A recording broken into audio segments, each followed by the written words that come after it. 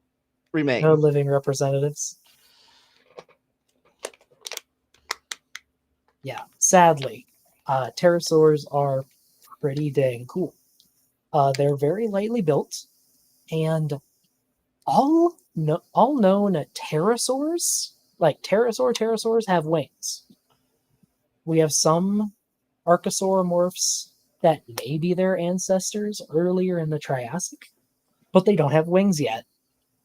So we just have these kind of basal reptiles running around, and then suddenly wings. And I might be wrong, but these were the first flying deuterostromes. First flying vertebrates. Yes. Well, yeah, deuterostomes, but I would just say vertebrates, but yes. The first things that weren't bugs that could fly. At least could undergo powered flight. Yep. But now, the thing is, they are super well adapted to flying. And with that comes an absurdly light skeleton. I've heard people talk about like going to pick up a pteranodon skull. And keep in mind, this skull is like 2, maybe 3 feet long, but it feels like it weighs nothing. It feels like it's made out of paper. And that's what all of them were like. They were just the opposite of dense. They were born to fly. And while that means they were great flyers, it also means it's kind of hard for them to be preserved, at least well. As far as I know, most of the pterosaur fossil record consists of the ends of long bones and random scraps of vertebrae, because everything else was just made of paper mache. Oh. So you have to have really exceptional circumstances to preserve them well. At least until you get to the really big ones. And, as we mentioned kind of earlier, they had feathers. A lot of older texts will refer to them as pycnofibers, but they're feathers. They're just feathers. There's no real differentiation you can make. Thanks to some exceptionally well-preserved specimens, we know what their internal structure was like. We know what they were made of the same kind of keratin dinosaur feathers are. They have the same structure. They're just feathers. Yeah, I might be wrong, but their arm to wing transformation was different than the dinosaur bird transformation arm to wings, right? Yes. I actually don't think I have a slide about that, but that would be good to bring up. Pterosaurs built their wings in a way that nothing else ever has. Just nothing since. See if I can find.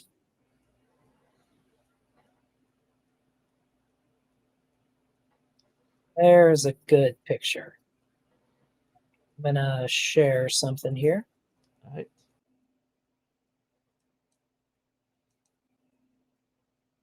Okay, so this is a generalized pterosaur wing.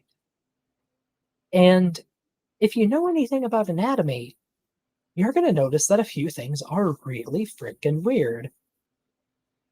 For starters, the humerus, the upper arm bone, is super short.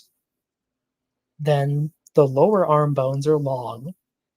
The fingers curl forward off the wing.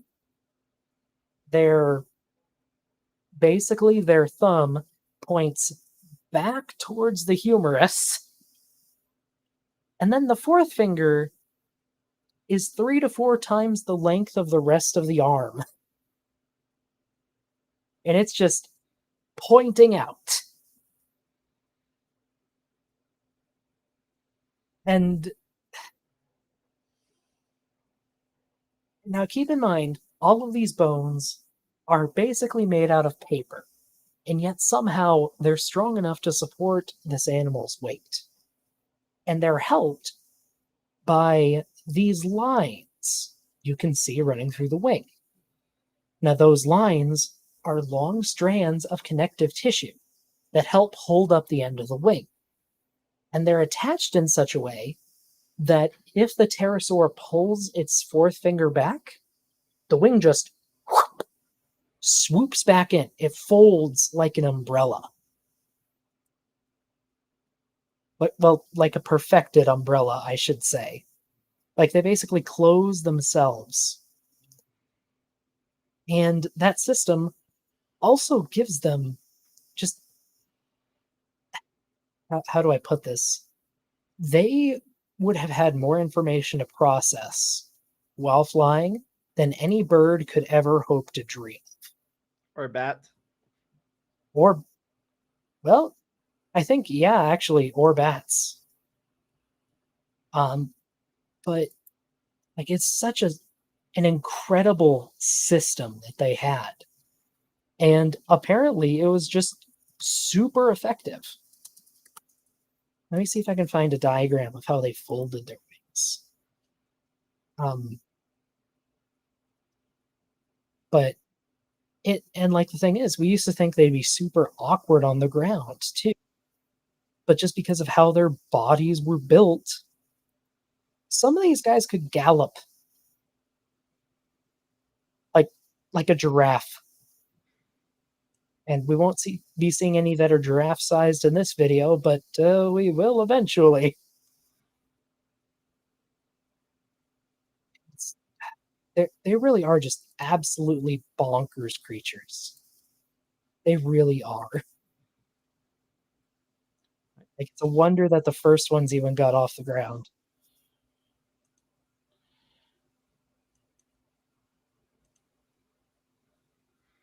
Right. With that said, we're all the way back here. I think we were, yep.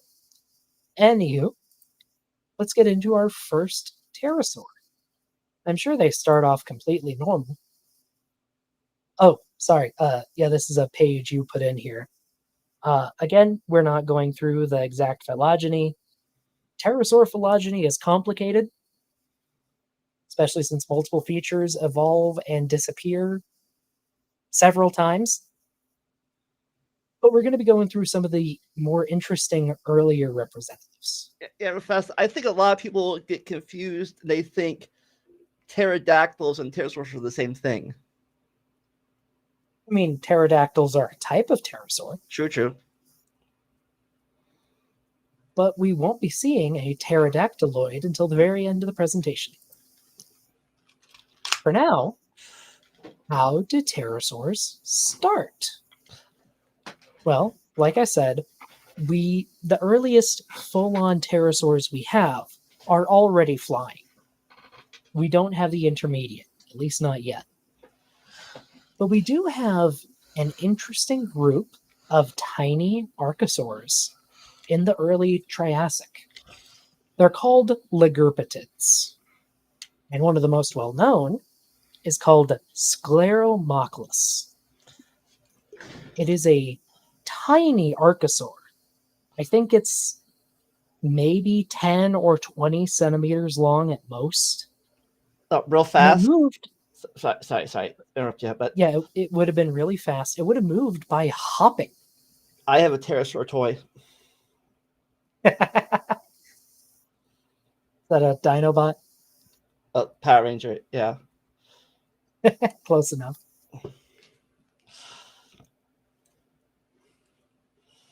At any rate, this little guy hopped around a lot like, I forget what exactly they're called, but they're a kind of rodent that lives in the desert. And they just hop all over. It probably would have lived a lot like that, hunting like small insects or smaller vertebrates. And even though it doesn't have wings, you can see how its lifestyle would encourage better, longer hops. Like if you can extend that hop, you expend less energy, you move farther, you move faster.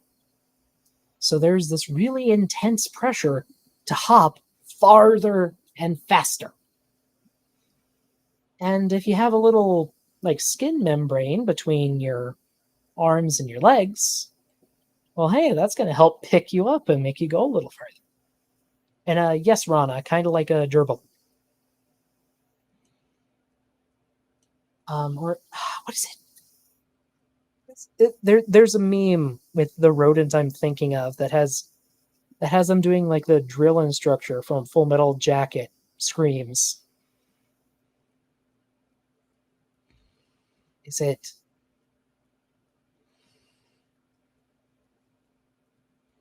I'll try to figure it out. But are they just called the Howling Mouse? I don't know. They're in a documentary, and I remember a meme that was made out of them. That was kind of funny. Evolution of intermediate limbs to wings is kind of hard to imagine. I mean, kind of, but I'd say not really. Also, like even if you just think in mammals, you have animals that leap from tree to tree, like a squirrel. When squirrels jump, they spread their legs, they spread out their tail, and they kind of half jump, half glide to the nearest branch. Like Kalugos? Well, if you were going to think of something that might be a bit better at that, you might think of a colugo or a sugar glider, something like that, which, like I said, has kind of skin between its arms and legs, and when it stretches its legs, it stretches the skin and it glides farther. Well, what's the next step beyond that?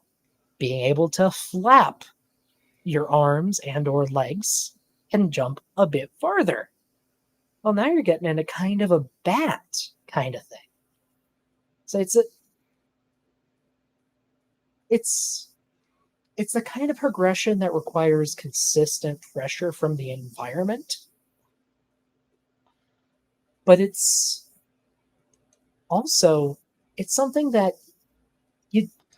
would feel like it would happen really rapidly in evolution, so you wouldn't have much of a chance to capture the intermediates in fossils. Yeah, I might be wrong. Why... Oh, go ahead. So I might be wrong, but I think unlike the insect ones, all the vertebrate ones had to lose. I'll say lose, but transfer their forearms into the wings they use, or the insects had something different for wing power.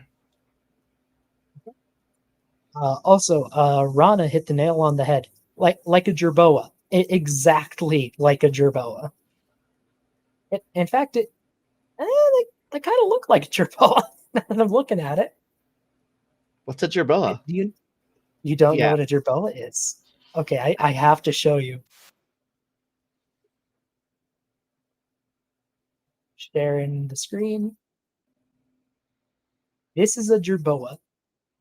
They are these little hopping rodents that hop around the desert.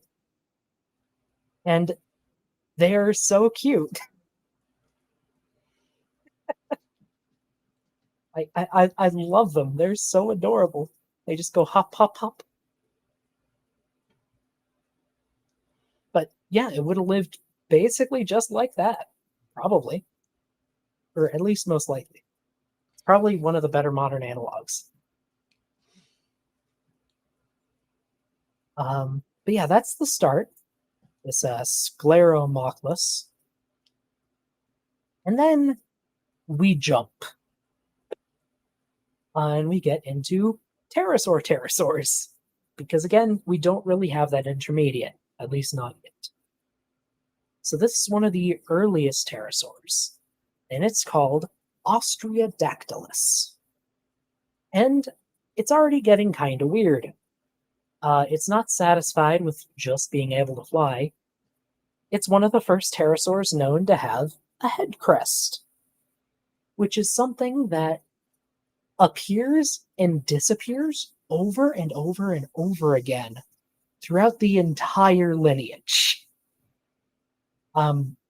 It seems that whatever they were doing with their skulls just made them super prone to growing and shrinking a billboard on their face. And, like all other archosaurs, they started kind of small, these little pterosaurs. I wonder if that. Um, I Go ahead. wonder if that head crest thing was a sexual selection thing or something different. Most likely. Though, at least in some lineages, it's possible that they used it to help them fly, like as a rudder, or what the opposite of a tail fan on a plane, like a head fan, to help turn and stuff. It's contentious, and it depends on which pterosaur you're talking about, but I definitely believe it for at least some of them. Some basically just had fans on their heads. The interesting thing about pterosaurs is even though they do eventually get huge, like all other archosaurs, they always stay light. As far as we know, every pterosaur, until they went extinct, could fly. Even the ones that were the size of a giraffe only weighed about 500 pounds. Which, keep in mind, we're talking about an animal that is 15 to 20 feet tall and can gallop. That is terrifying. But before we get to that in the Cretaceous. So we're pterosaurs. I'm forgetting this presentation, like you did, like the crocodiles. Are pterosaurs all carnivores, or are there any herbivores pterosaurs? They appear to have been all carnivores, but I would not be surprised at all if some started eating like seeds or berries. The thing is, most pterosaurs had bills, and bills are hard to match to a single diet. Just because they can be used for a multitude of things. Heck, a lot of these guys could have been omnivores. But before we get to the giant pterosaurs, one really interesting thing about pterosaurs is as soon as they appear, they just go nuts. They diversify like crazy. And probably the biggest reason for that is they have no competition. There is nothing else that can fly that's big enough to challenge them other than other pterosaurs. So you get these weird head crests, you get long tails, you get short tails, you get long arms, tiny arms. Yeah, the birds are going to be around for the next expansion. Birds are going to be around until the next period, and even then they're even then they're small. And then the ones before that, the insects are their heyday was in the Carboniferous, and their days are over with now.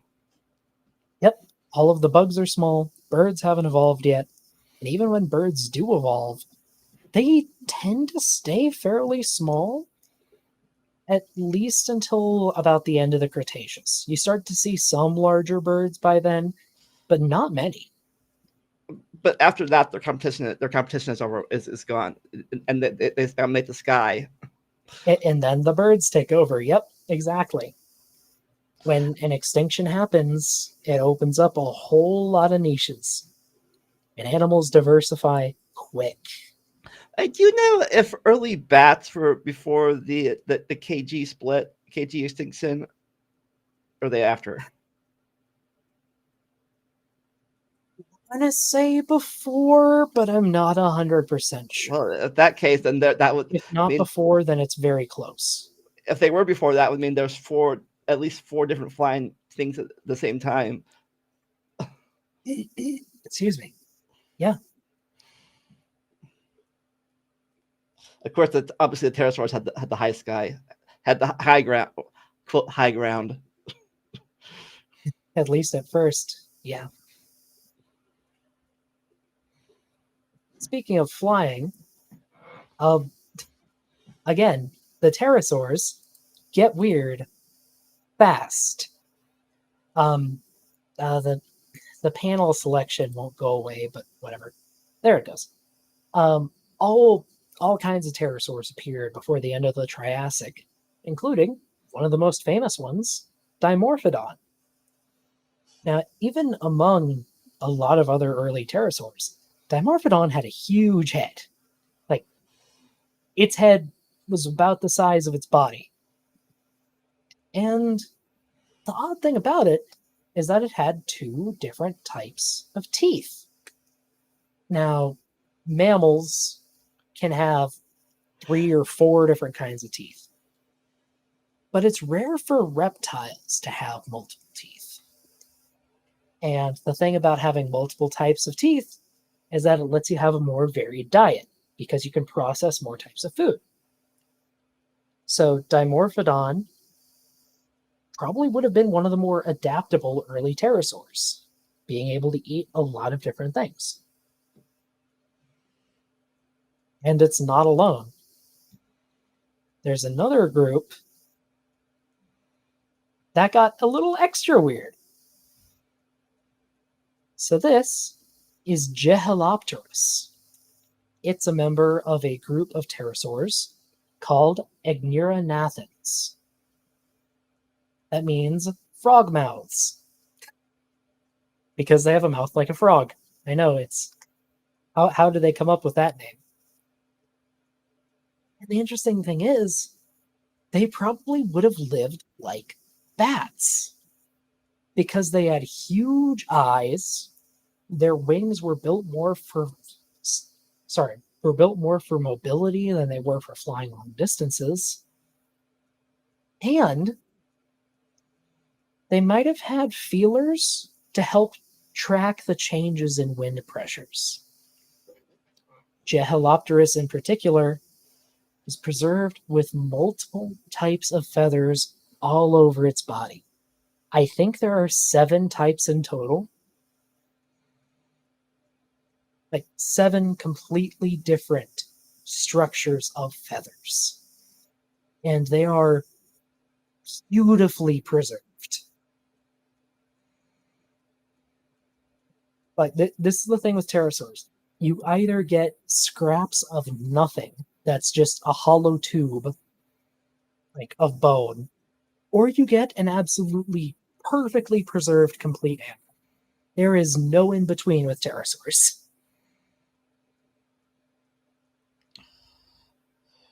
And this little guy is kind of special to me because it was included in probably my favorite DLC pack for the game Jurassic World Evolution 2.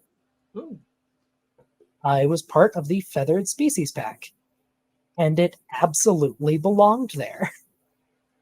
Because Gehelopterus definitely had feathers. And it is, I'm going to say it again, it is the most adorable little thing I have ever seen. And I really wish I could have one as a pet. Like they're super fluffy and adorable. And I love them.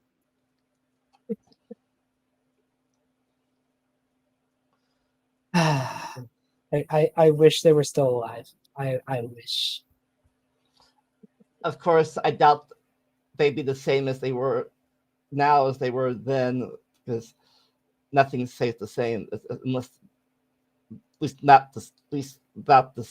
I mean, a little bit the same, but not totally the same in 65 million years plus.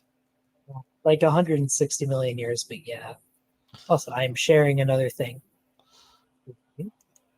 Let's see. Sydney Raptor is asking, have I read those books? I have not. I don't know what those are, unfortunately. But yeah, just look at that little face. He's so happy. Are those carnivore I teeth? love him. What's that? Are those carnivore teeth? Yes. Gehelopterus was probably a very avid insectivore. Oh, okay. Like I said, they probably would have filled the same niche as bats do today. And They were really well built for it.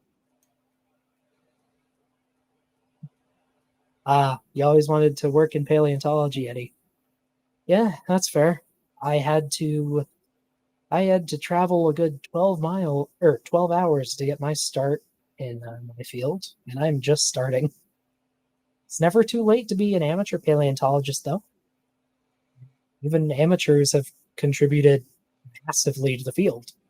Most of your favorite dinosaurs were probably discovered by people who just thought bones were kind of neat. Actually, probably most of them.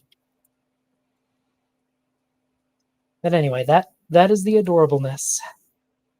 And to cap it off, we have the first member of the group of pterosaurs known as pterodactyloids. Now, pterodactyloids are a specialized group of pterosaurs. They almost all have very short tails, massive heads, and many of them also have some style of head crest.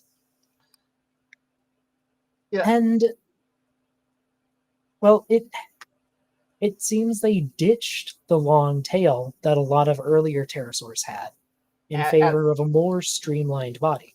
And I think they ditched the two back leg skin membrane too that were connected before. No, they still had those. Okay. But they ditched the tail. And at least I don't know 100% the math on this, but my bet is the head got bigger to use that more as a rudder. But I could be completely. Again, and what's on? Again, you're not an expert on this side of the family tree. I'm not. This is a guess on my part. But what's on screen is called Cryptodracon Progenitor, the ancestral hidden dragon, which I think is a fabulous name for one of the earliest members of a group of pterosaurs. Sometimes paleontologists get the names perfect. Not always, but sometimes they do. This is the size of it compared to a house cat today. Yep. So not the ones in the bigger, not the bigger size ones. Nope. Although this is about the largest that most pterosaurs got before the end of the Jurassic. They didn't start to get big until the Cretaceous. But once they start getting big, they got big. But that's a story for another time.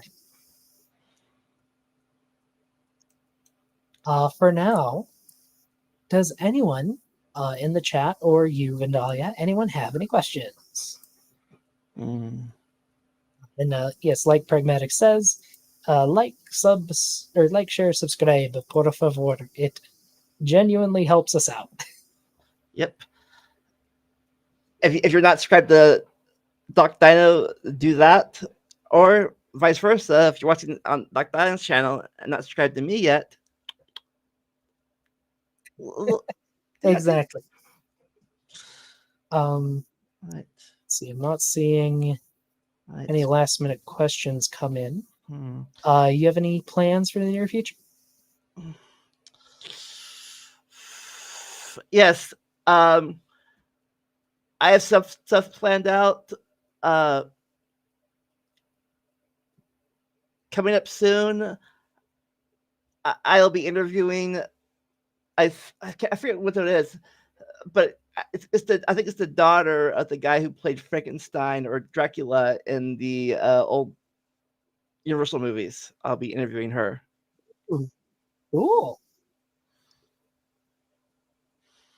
I am happy to say on my end that the first part of my documentary is almost done and will be releasing soon.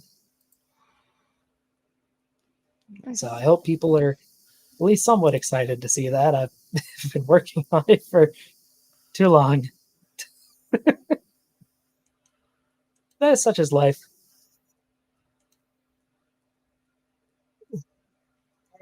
Sorry, I'm yawning. I've had a busy couple days. All right, so now that we're waiting for any more questions, anybody has any? Now that we've finished with the major clades of the dinosaurs, so which minor clade would you or subclade would you or your audience like to do next? That's a good question. We could probably put up a poll about that. As our next slice of time, it'll be the late Jurassic, right? Yeah, let's see. Like, do you want next clade? You want? Okay, we'll talk. We're gonna poll, obviously, but in chat right now, would you like to see a deep dive one that clades the the theropods, the sauropodomorphs, or the one I can't pronounce? Ornithischians. Yes.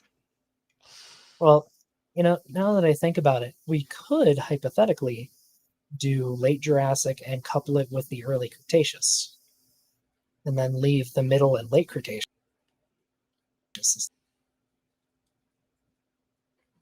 Okay. Like I said, if you guys have any preferences, check it out. Tell us in the comments of our videos, or if we decide to make a poll, we'll tell you. Which, all right. How do you feel about the second week of September? How you feel the second Saturday of September? It should be good to go. Because the first Saturday of September, I will be on vacation for the first time in 2 years. So probably won't be able to host a show by then. Well, shall we draw this to a close? Right. Last chance for questions, live questions. Otherwise, leave in the comments. Yes, you can always leave comments. In fact, we encourage it if you have anything to add to the comments. All right. Nothing? All right. I think we are probably done. Wait, we have a question. Last minute question. Most of the Jurassic Park dinos were from the Cretaceous.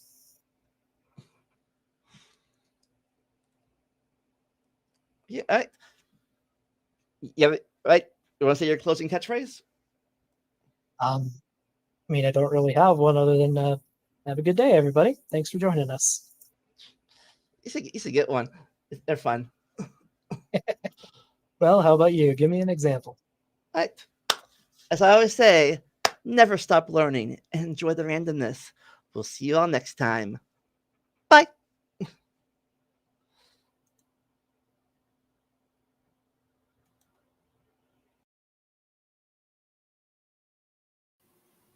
If you just do it, it'll turn out okay. And today, we have a new guest on the channel. Hi. I am Dominic Peary. I am like Doc, I am a paleontologist in training. And I am here because I have two of these animals in today's video stream. I'm not used to doing this. I have either worked on or have been in very close contact with. So, hi. Yes. And of course, you all know Doc Dino, the true one, not the fake one. Yeah, hello out there, folks. Hope y'all are doing well. For the first time in forever, we actually have two of these streams 2 weeks in a row.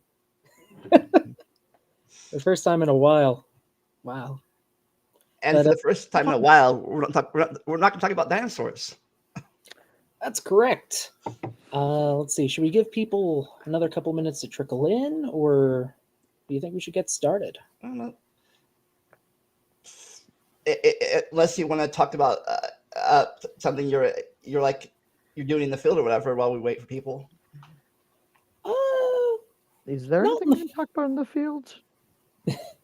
Yeah, there's not a lot I can talk about in the field. Yeah, let's say.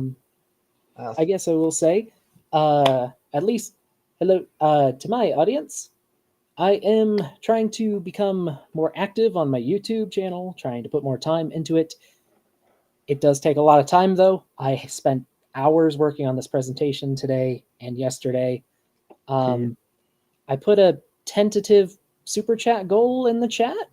If you'd like to help support the channel and support me being able to take the time to do all this stuff, then please consider leaving something. Same with my channel, but I don't have super goals. I only have the Venmo link in my description up there, so you can help support either of our channels. It's same for Vendalia's Venmo, but what was I going to say? If we reach a certain goal, then we will we'll let you guys who are watching tonight decide what we do next time. Though be warned, it will be a couple weeks because Vendalia is busy next week. Yeah. Oh, yeah. Of course, then again, you guys have been deciding all along, really, with these polls we've been doing. That's true, but this gives a chance for the live audience to choose what we do next. So if you send in a super chat, you can help have a really big hand in deciding what group we cover next, because all of the remaining groups of dinosaurs are pretty interesting. So I will just complete his donation goal to force him to talk about only Masiacosaurus. That's the entire video. It's just Masiacosaurus or Mashikosaurus. $25, I'll do it. Just Noasaurus in general. That would be a great one. So now we have 9 people watching right now. It's probably good enough to start. All right, so where are these sea creatures? Where do they branch off from the way out before the dinosaurs? Where they branch off at? That's an excellent question. Yes, that is a really good question, and one that's an area of active research for at least some of the groups here. Some of them are a complete mystery, other than reptile. There is, I think there's only really, well, in the major 3 groups of marine reptiles, there are others, but major 3, only one of them we really know where it comes from. The other 2, one of them is literally and we'll get to the other one when we get to the weirdos. Yeah, I know the one is snugly within the lizard group. Yes. Not yes. Yes, snugly and monitor lizards specifically. Well, between monitor lizards and snakes still, I think, but closer to monitor lizards. We know where it comes from. The other 2 we know are diapsids, at least, I think. Yeah, which before that probably done with phylogeny. But at any rate, a good way to segue to introduce the topic of the stream. As Vendalia already said, we are not doing dinosaurs this time. We are going to be looking at other reptiles, specifically the marine reptiles of the Mesozoic. Cue the balancing under the sea. Yeah, of course. Yeah, that, or as the paleo community has adopted the song Ocean Man to describe all of That's these. true. All of them, especially the predatory ones. Yes. Were some of these not predatory ones? We actually, have a couple weirdos early in here, ones. but most of them are predators. Some of them are weird predators, though. We'll get to those ones later. That's true. Yeah. And we're going to be looking at 3 main groups, though there will be others. The ichthyosaurs, plesiosaurs, and a secret category that we'll talk about later. The secret category, the most well-known one, yeah. Maybe. But all right, but first of all, these all 3 of them started off as tetrapods on the land. Yes, all 3 of them are reptiles. We know that at least. Yep. So everything you see in this presentation evolved from a land-living ancestor, unless it's a fish that sneaks in or these ammonites. Yeah, all of them, and knowing how these work, even if we don't know what these things really evolved from, giant reptiles tend to evolve from something that looked like a lizard. That's just kind of what they all do. Yeah, a So, long, low body. yeah. Also, as always with these streams, if you'd like to follow along or want to read this later, or just take a better look at the artist credits, the link to the presentation is in both mine and Vendalia's descriptions. And with that, I think we'll get started, but we're not going to go below the waves just yet. We're gonna get a little background here, because we're starting all the way from the Triassic, so the first period in the age of dinosaurs.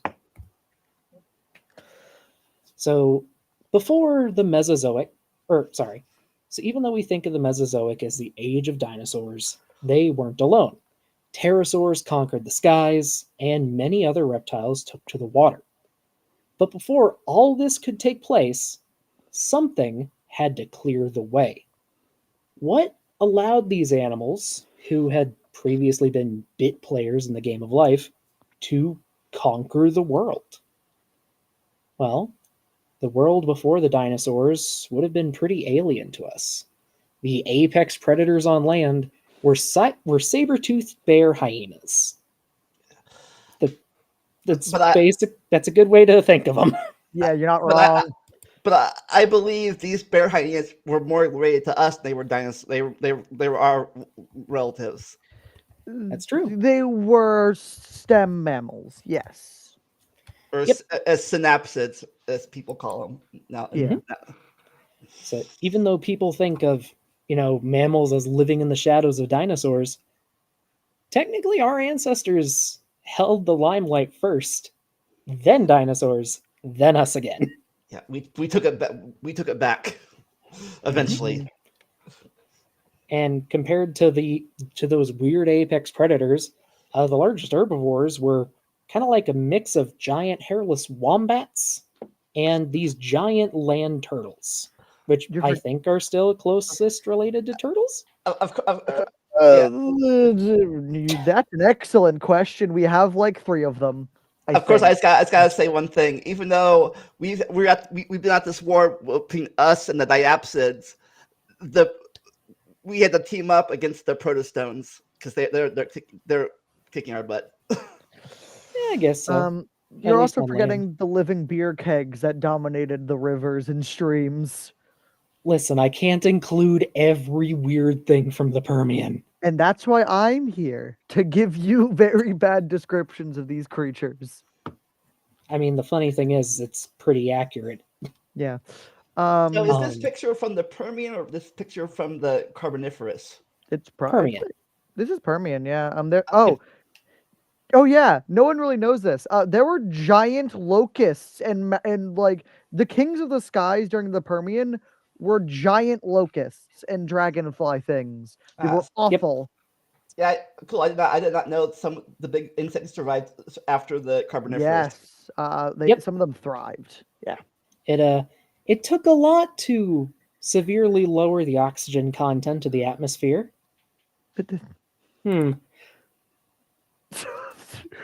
Well,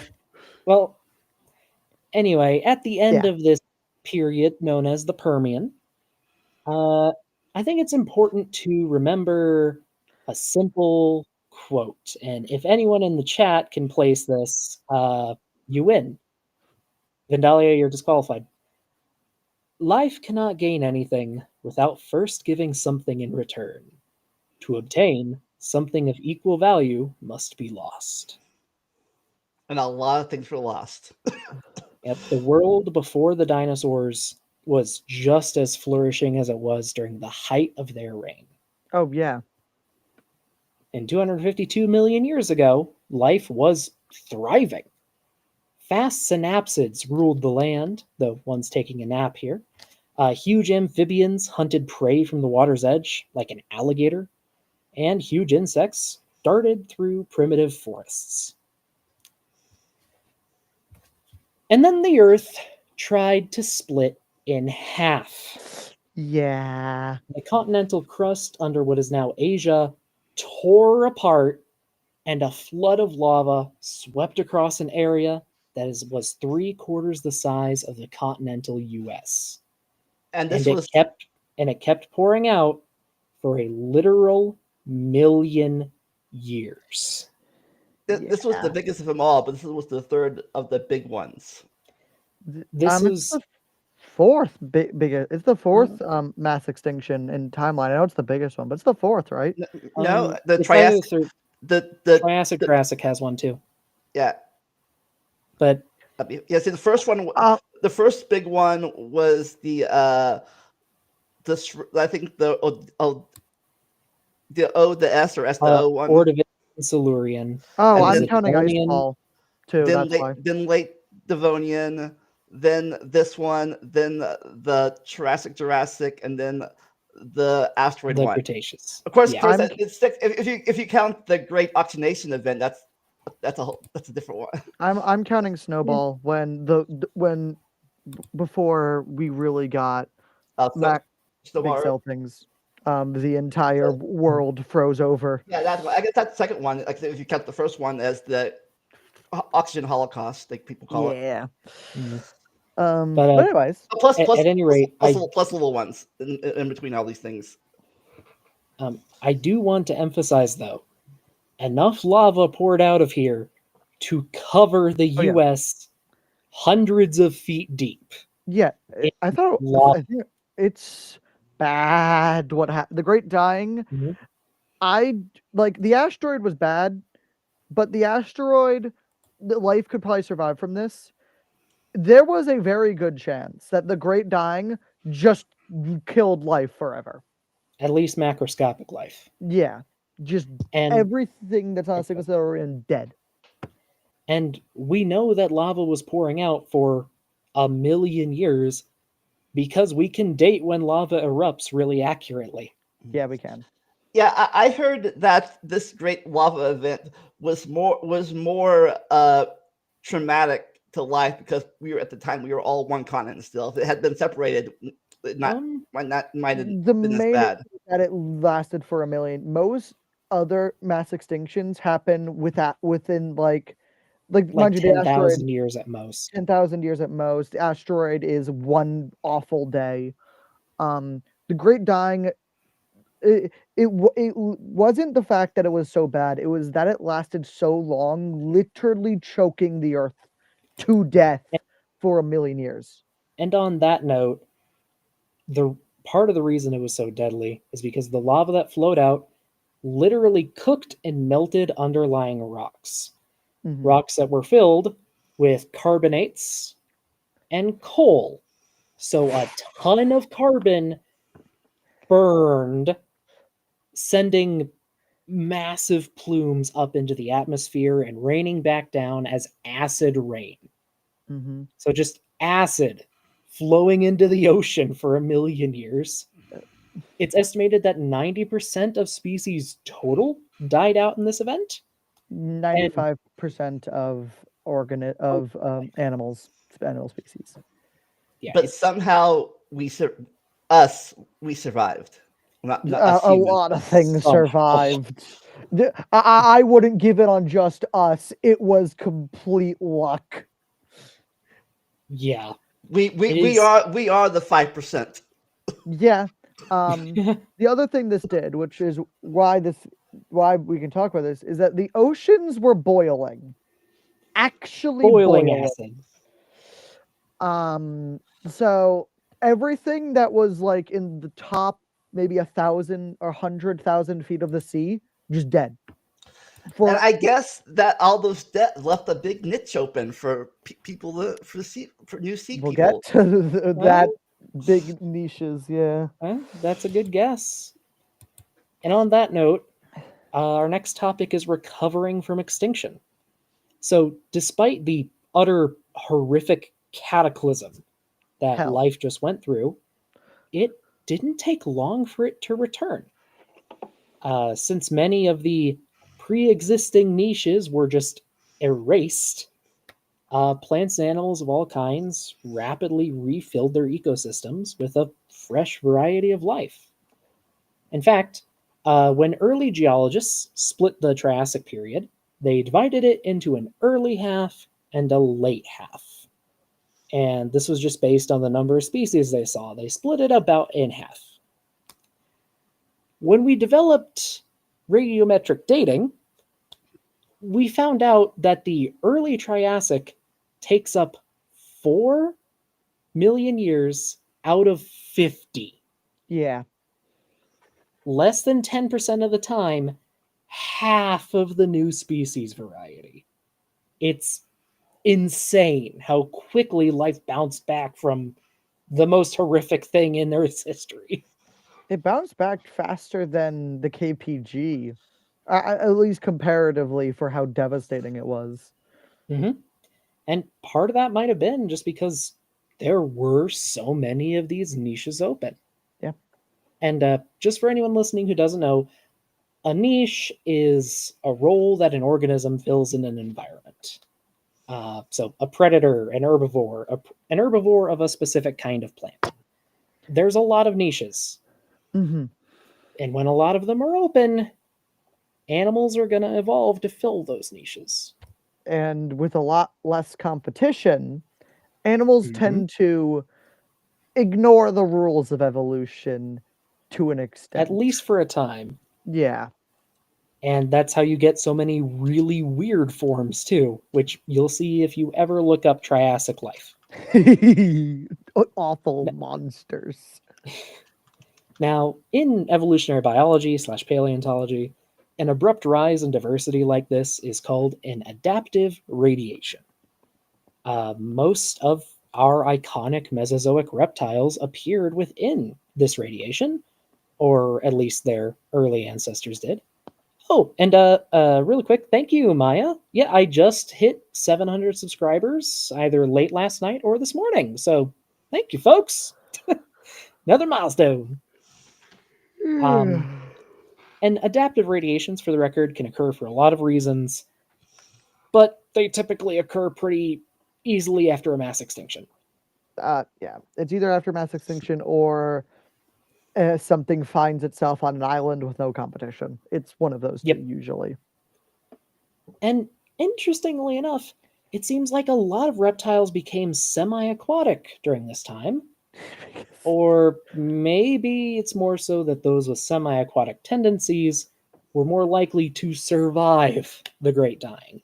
Yes. Which, interestingly enough, is a pattern we see with the next 2 mass extinctions. So there might be something there. Yeah. It appears that if you're able to go underwater, not like fully swim, but like live in a lake or a river, you tend to be fine if you're just able to just sit there and do nothing. Mm-hmm. Especially if you have a cold or a low metabolism. Yeah. Ponds and lakes are fairly stable as long as not too much acid rain's being pumped into them. Yeah. And of these new swimming reptiles, one of them was kind of weird because as soon as the Triassic begins, we find them in the oceans perfectly adapted for life in the ocean. Oh, yeah. And it's a process that had to have taken millions of years going through the late Permian.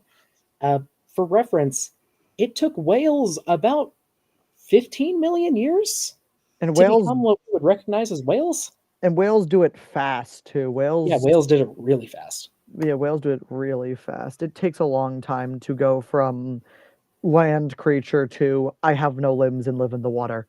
Mm-hmm. So was it faster to go one direction or the other direction? It's faster to go into the water than out of it. Almost every land animal can swim, and if you can swim, you can be put in situations where there's an evolutionary pressure to be better at swimming. It's really easy to do. Fish have only come out of the water once. There are living fish that have recently evolved to be out of the water. Like fully. I know what you mean. All tetrapods have. You mean all Yes, all tetrapods have one ancestor. There's not groups of weird other triple-limbed things running around. Most likely. But anyway, we don't see this rise or this descent into the oceans. They just appear. And because they went into this new era with little to no competition, they rapidly took over the world.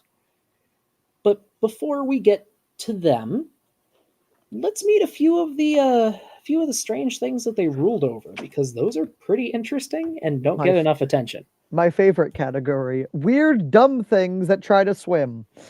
Yes. So the Triassic is weird. We've been saying this a few times, but you can see these pictures here, and these aren't even the weirdest things. Some of the weirdest things live on land.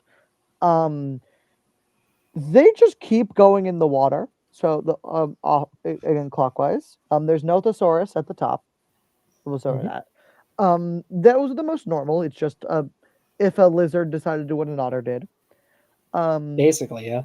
Yeah. And they're probably related to plesiosaurs slightly, maybe. I'll get They're to at least a basal member of the group, I if not will. on the direct line. Yeah. Below that is Adapopentatus, who is an awful creature.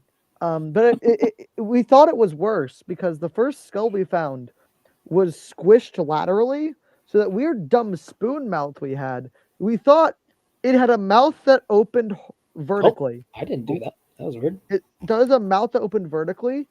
So we thought it had its lip grew teeth and opened like this, like a zipper.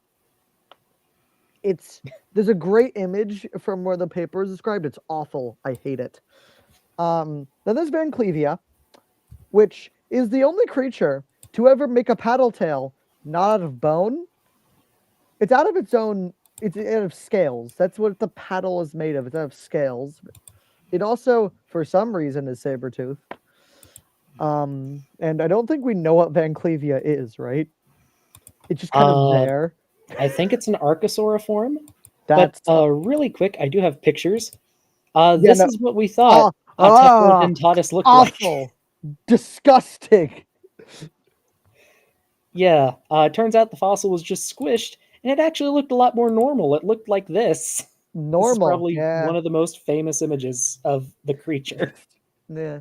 You know the best part about the Triassic is the previous image, with the Adapopentatus, the wrong one. Mhm. We didn't question that because it was in the Triassic. We just okay, yeah, I guess that's how that looked. Like, That's just how weird life gets in this period. and then It's there's Henotus. absurd. That's not a turtle. It only has one tooth. Just weird and dumb. And it is Well, part one of a tooth on each side of the roof of its mouth. yeah, no. It's a placodont, right? Yes. Yeah, which placodonts appear to be this early radiation of things in the water that Mhm. kind of just become turtles because things like to become turtles for some reason. Well, first they become iguanas, then they become turtles. Oh yes, I forgot they do that. What Also, else? these dark dots here are its eyes. Its eyes are on the front of its face like a predator. Yet it did, which is dumb. But it ate looks clams. so stupid. It needed that precision to track down those plants. No, no. Clams. Yeah, clams probably. Okay. I don't. There are other weird things in Triassic, but those things are on land. And sorry, I just had mental flashbacks to figuring out what the fuck longest squama is. I'm allowed to swear, right? We prefer minimal swearing, but it's Gotcha. okay. It's looked at, it Longest happens. squama, which if you know what that is. We have a $500 swear jar. No, just kidding. Oh, I could, yeah, no. I would leave immediately. But yes, Jurassic's weird, and that's because, as Doc said, with everything dead, evolution tends to basically Go berserk. ignore the rule, go berserk, yeah, that do the best job, and kind of just, if you can do it, go ahead. And everything kind of just files out from there of what is the actual best thing to do. Oh yes, and with, as Kenan just said, Sauropterygians, which are a group of things we know existed, but we have no idea where they came from. They kind of also just appear semi-aquatic. Well, they're forms, right? Oh, I think. I think. Yeah, I don't study basal ones. I want to, but Jurassic's weird. If you ever want to just go on like YouTube or Wikipedia and just look up weird Jurassic reptiles, it's an endless list of awful things. Yes. And I did also just want to shout out a couple things with these guys. Hinodus keliops translates to one-toothed turtle face. Mm-hmm. Atapodentatus, weird tooth. Yeah, And then there are apparently 12 species of Nothosaurus. So all of them valid too. yeah, so whatever these guys were doing was Oh, so successful. The other thing with Nothosaurus can go from like this big, like a foot long, or 2 feet long, to 8 or 9 feet long. The size variation, right? Dom, you're double that size. Oh yeah, you're right. 20 feet long. Like these are seals. The monster creatures. Yeah, I forgot how big. I forgot how big they can get. Yeah, we have big. eggs for these guys, and we have nests for them too. No, not eggs. They gave live birth. I'm wrong. We have nests for them Yeah, I and was gonna babies. say. So Alright. that reminds me. Yeah. Did a lot of these things that went to the seas transition into live birth? That's a great question. Probably. Yes. But really quick, so we just went over the weird things of the Triassic. Here's something that's a little less weird until you know what it is, and then it gets weirder. When you look at the bones. Yeah. These are some of the first ichthyosaurs. And the first ones we know of come from the earliest Triassic deposits, about 250 million years old. And that's less than 2 million years into the Triassic. And they're already So in the water. With how derived they are, they have to have appeared at some point in the Permian. Like again, for whales, they went from a hoofed wolf thing to a dolphin in about 15 million years. How long did it take These to are get to already at dolphin Ambulocetus? stage. Ambulocetus appears what, around 40 million years ago? 50 million years ago? 3 or 4 million years after Yeah. the previous thing I can't think of. Little furry thing. Yeah, weird furry wolf thing. This too. Now, these are what people call the reptile dolphins, right? Fish lizard, yeah. Yep. And again, dumb. thanks to the clean slate the extinction provided, the ichthyosaurs rapidly diversified. There were fish hunters, macropredators, meaning eating things around your size or slightly smaller. We'll get to those in a bit. There were filter feeders. Apparently, some of them convergently evolved baleen, like the thing that whales have. Hupasuchus is we.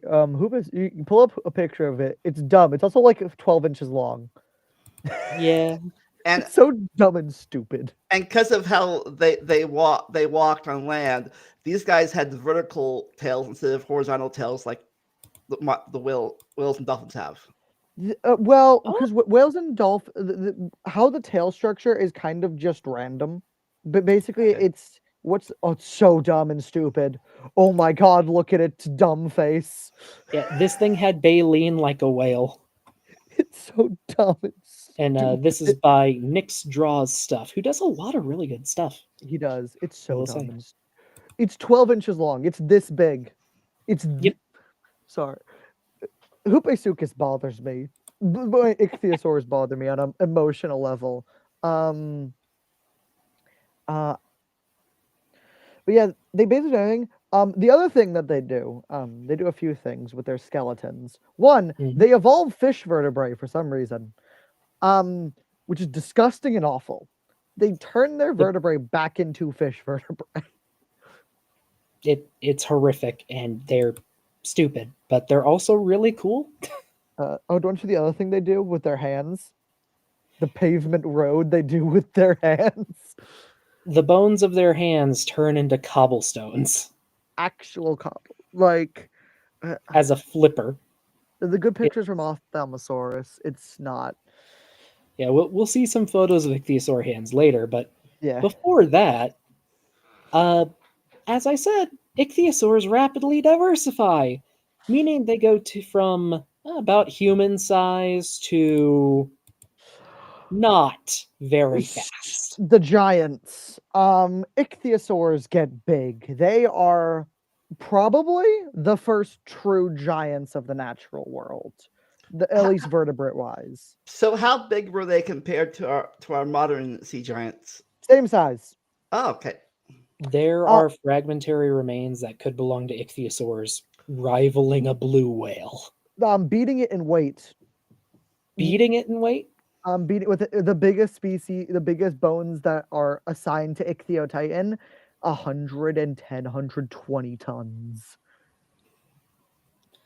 So yeah, possibly the biggest things to ever live. Yeah, Put that in your brain. Yeah, the first rulers of the seas are the ichthyosaurs. They got big. They got really big. Most of these belong to one main group, which only lived during the Triassic. The Shastosaurs, which are awful. There's actually a picture down there with the Triassic giants that shows the main four with Himalayasaurus, Shastosaurus, Shonisaurus, and the newest one, Ichthyotitan, which the average estimated length for the most complete ichthyotitan we have is 25 meters, which is disgustingly huge. The only thing to get that big is whales, like properly that big as whales. Nothing else reaches close to that size. These things went from human-sized to bigger than the largest sauropods in about 10 million years at most. Yeah, they do. And they last until the end of the Triassic. They seem to all die out at the end of the Triassic, probably due to the mass extinctions. But the other thing that we initially thought that most of these were either filter feeders or sperm whale analogs, diving deep, maybe catching big squid and leaving.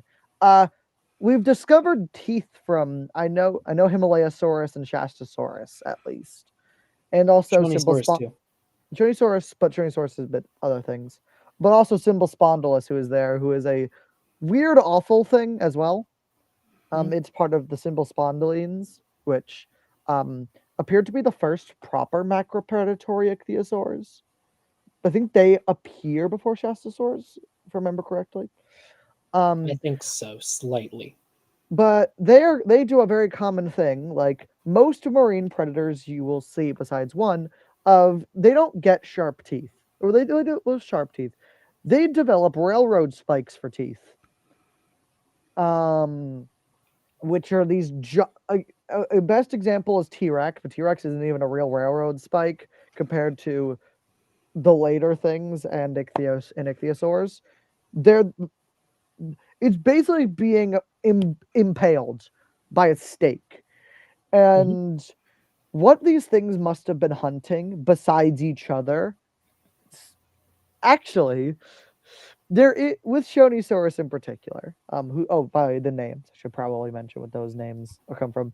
Well, we can get them later. What were you building to? I'm talking about I was going to mention the awful Jurassic Kraken.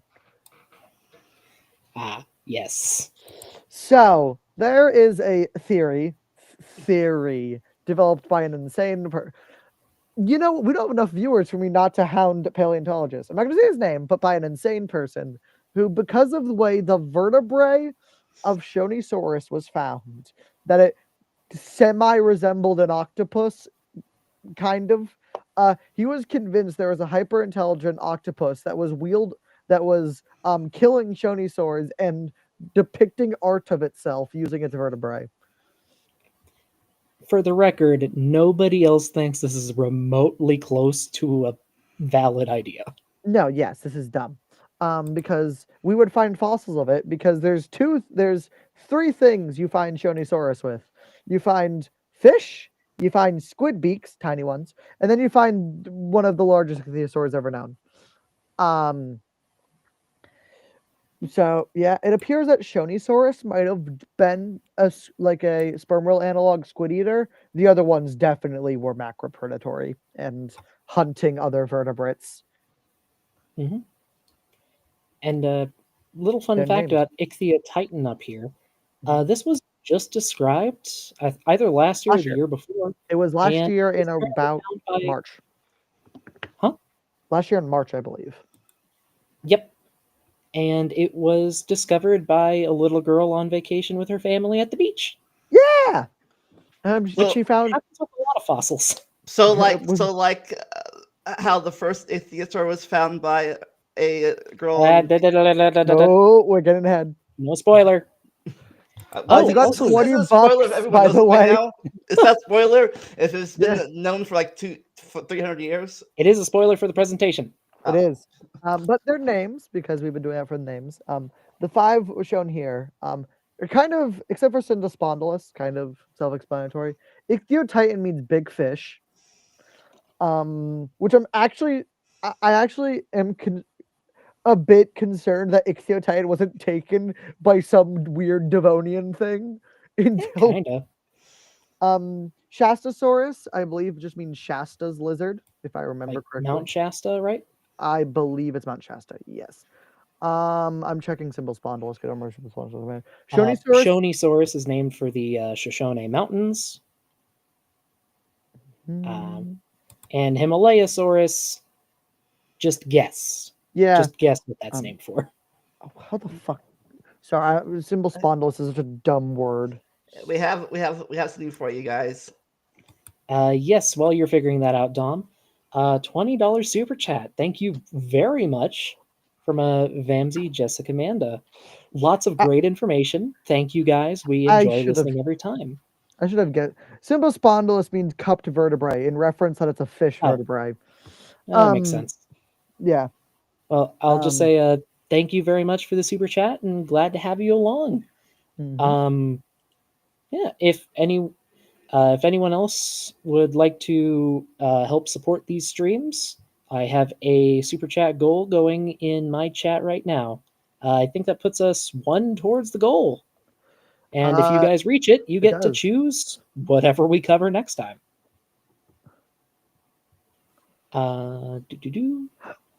Let's see. Do you have anything else to say on the I- Triassic giants, Dom? I don't, except for I already mentioned the fact that it seems all of them die out during the Jurassic Triassic extinction, which leads to another group to take their role.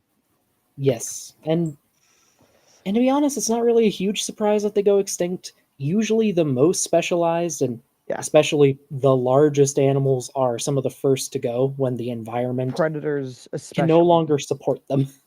Predators, Yeah, especially. predators go especially. First. Yeah. All right. But next, we're going to step away from prehistory for a second and cover a fairly important topic and person. The second most important person to all of paleontology, in my opinion. Extremely important, so much Yeah. so that she has been given the title the mother of paleontology. Mhm.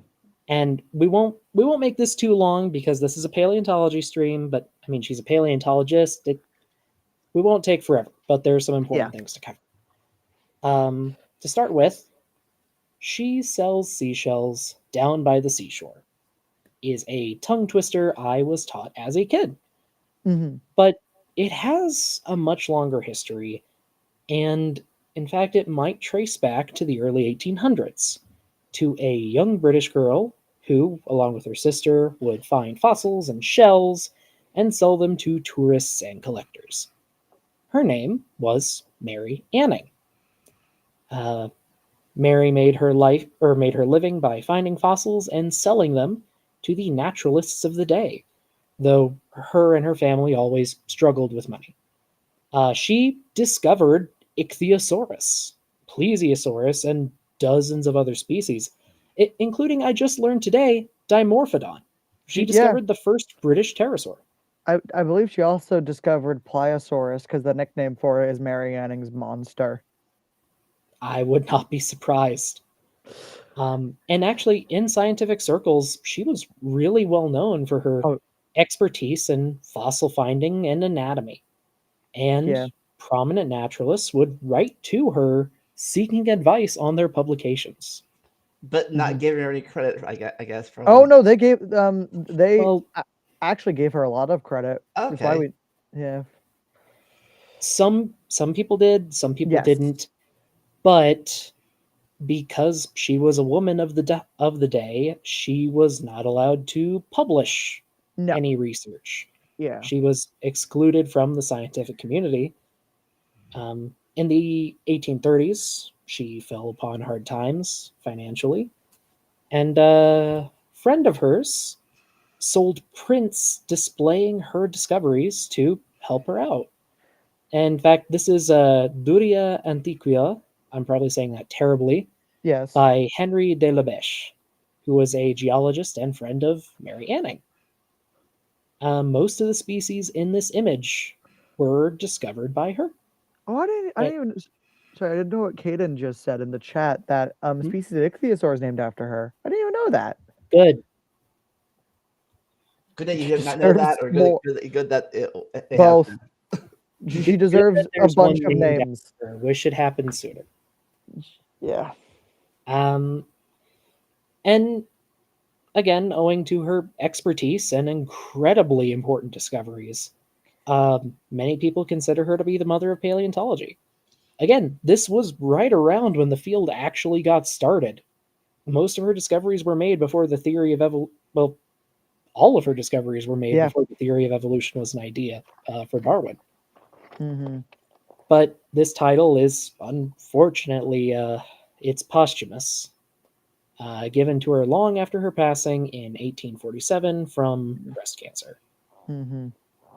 And her story is a reminder that good scientists can come from anywhere, but due to economic and historic factors or discriminatory policies, many people will never have the opportunity to pursue their interests, both in and True. out of science, or be given the credit they deserve. Yeah. But at And least we have been able to give her the credit she deserves, and she is looked upon with the greats of paleontology, like Sir Richard Owen himself. Almost with the if not exact. in higher opinion, because she wasn't a gigantic asshole. Well, from what I've learned about paleontology, 90% of paleontologists from before like 1960 or 1950 are gigantic assholes because that kind of just came with the territory because you need to Well, fight for your science. well, at any rate, I have heard from at least one female paleontologist, or at least one woman paleontologist, that a lot of people see her as an inspirational figure. And yeah, she deserves to be remembered and respected, Uh, as do a lot of women in STEM who still have to face certain factors, unfortunately. yeah. I wouldn't be surprised if like maybe in 100 years she actually becomes like the patron saint of fossil hunting or something of that sort. Might not be a bad idea. Mm-hmm. But anyway, sorry for the tangent there, folks, but really important bit of history that's tied in with a lot of these marine reptiles, because as you can probably tell by this drawing of her discoveries, Oh a yeah, lot of the early ones were found by her. yes. And partially described too, because again, she was a very excellent anatomist. She just wasn't allowed to name them. I would actually be curious what she would have named them, because it means a bunch of groups would have been differently named. Maybe. And also, I just wanted to say this is probably the most famous painting of her with her dog Trey, who Oh will yeah, go with her fossil hunting. every time. Anyway, back to the reptiles. Starting with Ichthyosaurus. And the fossil in the top right was one of Mary Anning's discoveries. Ichthyosaurus was very important to the early field of paleontology. Nothing like it had ever really been seen before. It was a reptile, but one shaped like a fish or a dolphin. In particular, this animal is named after its vertebrae, which, as we've gone over, look like those of a fish, which is something we don't see even in any other marine reptiles. And as Dom mentioned earlier, they also turn their fins into pavement for some reason. they're just solid bone. They don't have fingers anymore. They have a paddle made of cobblestones. It's disgusting. But it's known for another kind of weird feature. Ichthyosaurs, and Ichthyosaurus specifically, gave live birth. There have been a lot of fossils of pregnant ichthyosaurs just found all over the world. And while a reptile giving birth might sound strange, it's actually really common. There are hundreds of living species of reptiles that give birth. And it seems that at least most lines of marine reptiles evolved this independently from egg-laying ancestors. Yeah, isn't that one of those live birth things, something that creation is used to quote prove the flood? They'll show a picture of an ichthyosaur with a baby partially outside of the birth canal. Yeah. Yes, that's probably one of the most famous. I think that's Ichthyosaurus. Is that Ophthalmosaurus or Ichthyosaurus itself? Well, one, Or is it there's both? dozens of them. I think the most Yeah. famous one is Pterosauromorpha, Oh yeah, you're right. Yeah. which I remember because it appears later.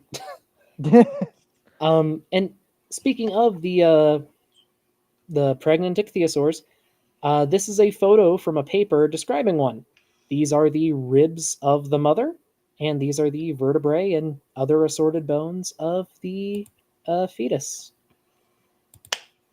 And don't know if they just had a high mortality rate while pregnant or what, but we have a lot of them. Which does also mean that they were really successful because we have a ton of fossils of them. And Ichthyosaurus, along with most of Marianning spines, comes from the early Jurassic. So we are out of the Triassic now. We are into the next era after another mass extinction, which lets other things Be weird. place. Now, Yes. Did the Gwanda Eurasia split affect these guys as much as they did the land animals? Probably why they went extinct. It would have really affected ocean currents. Anytime Yeah. continents move, they do that. Which can change a whole lot of things under the sea. Currents are Yeah. very important. Yeah, it can completely wipe out ecosystems, create completely new ones, and even if it could be reestablished stuff in like a million years, the predators, aka all the big ichthyosaurs, would just be wiped out basically within probably the first 100,000 years. If that. Yeah, because all their prey's moved or dead. Yep. But again, we're after another mass extinction, so things can get weird again. They do!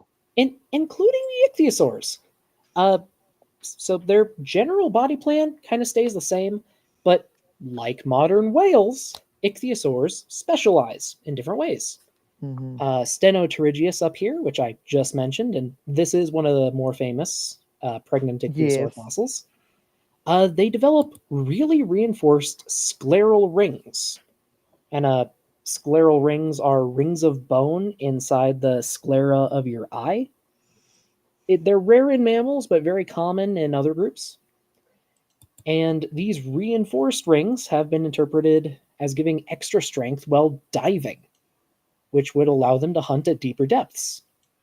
They also give more muscle attachment points, so you have more control over the eye and the inner eye, so it could probably see in lower light conditions as well.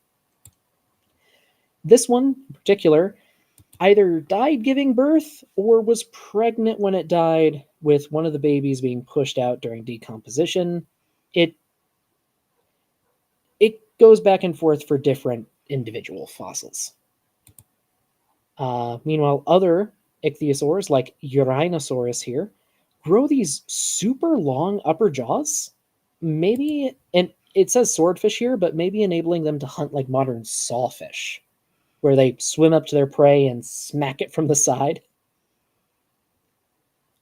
But after the early Jurassic, ichthyosaur diversity slowly declines. And it unfortunately doesn't pick back up. They're no longer the top guys under the water. Nope. There's a lot of competition now. Yeah, so things get still pretty weird. Actually, I would describe the next group as weird and strange and dumb. Weird, strange, dumb, and a little familiar, perhaps. The boys. So, remember the Nothosaurs? Meet their possible distant descendants. Probably at least closely related descendants. Yes. So from reptiles like those, a new line of marine reptiles appeared. The These plesiosaurs. ones, yes, these ones use their limbs to propel themselves underwater rather than swinging their tails like an ichthyosaur. They appear to actually be the first creatures to fully do flipper only locomotion, as in like free form swimming. Mhm. Um, And one of the earliest known plesiosaurs is Plesiosaurus, actually. Which- Also, by Mary Anning. This is her drawing of an almost complete skeleton she found. that's a drawing. Oh, I didn't realize that was a drawing until Yes. She That's drew this in a letter that she sent to a naturalist. who probably looked at that and was like, "Where did you get a photograph 100 years before its existence?"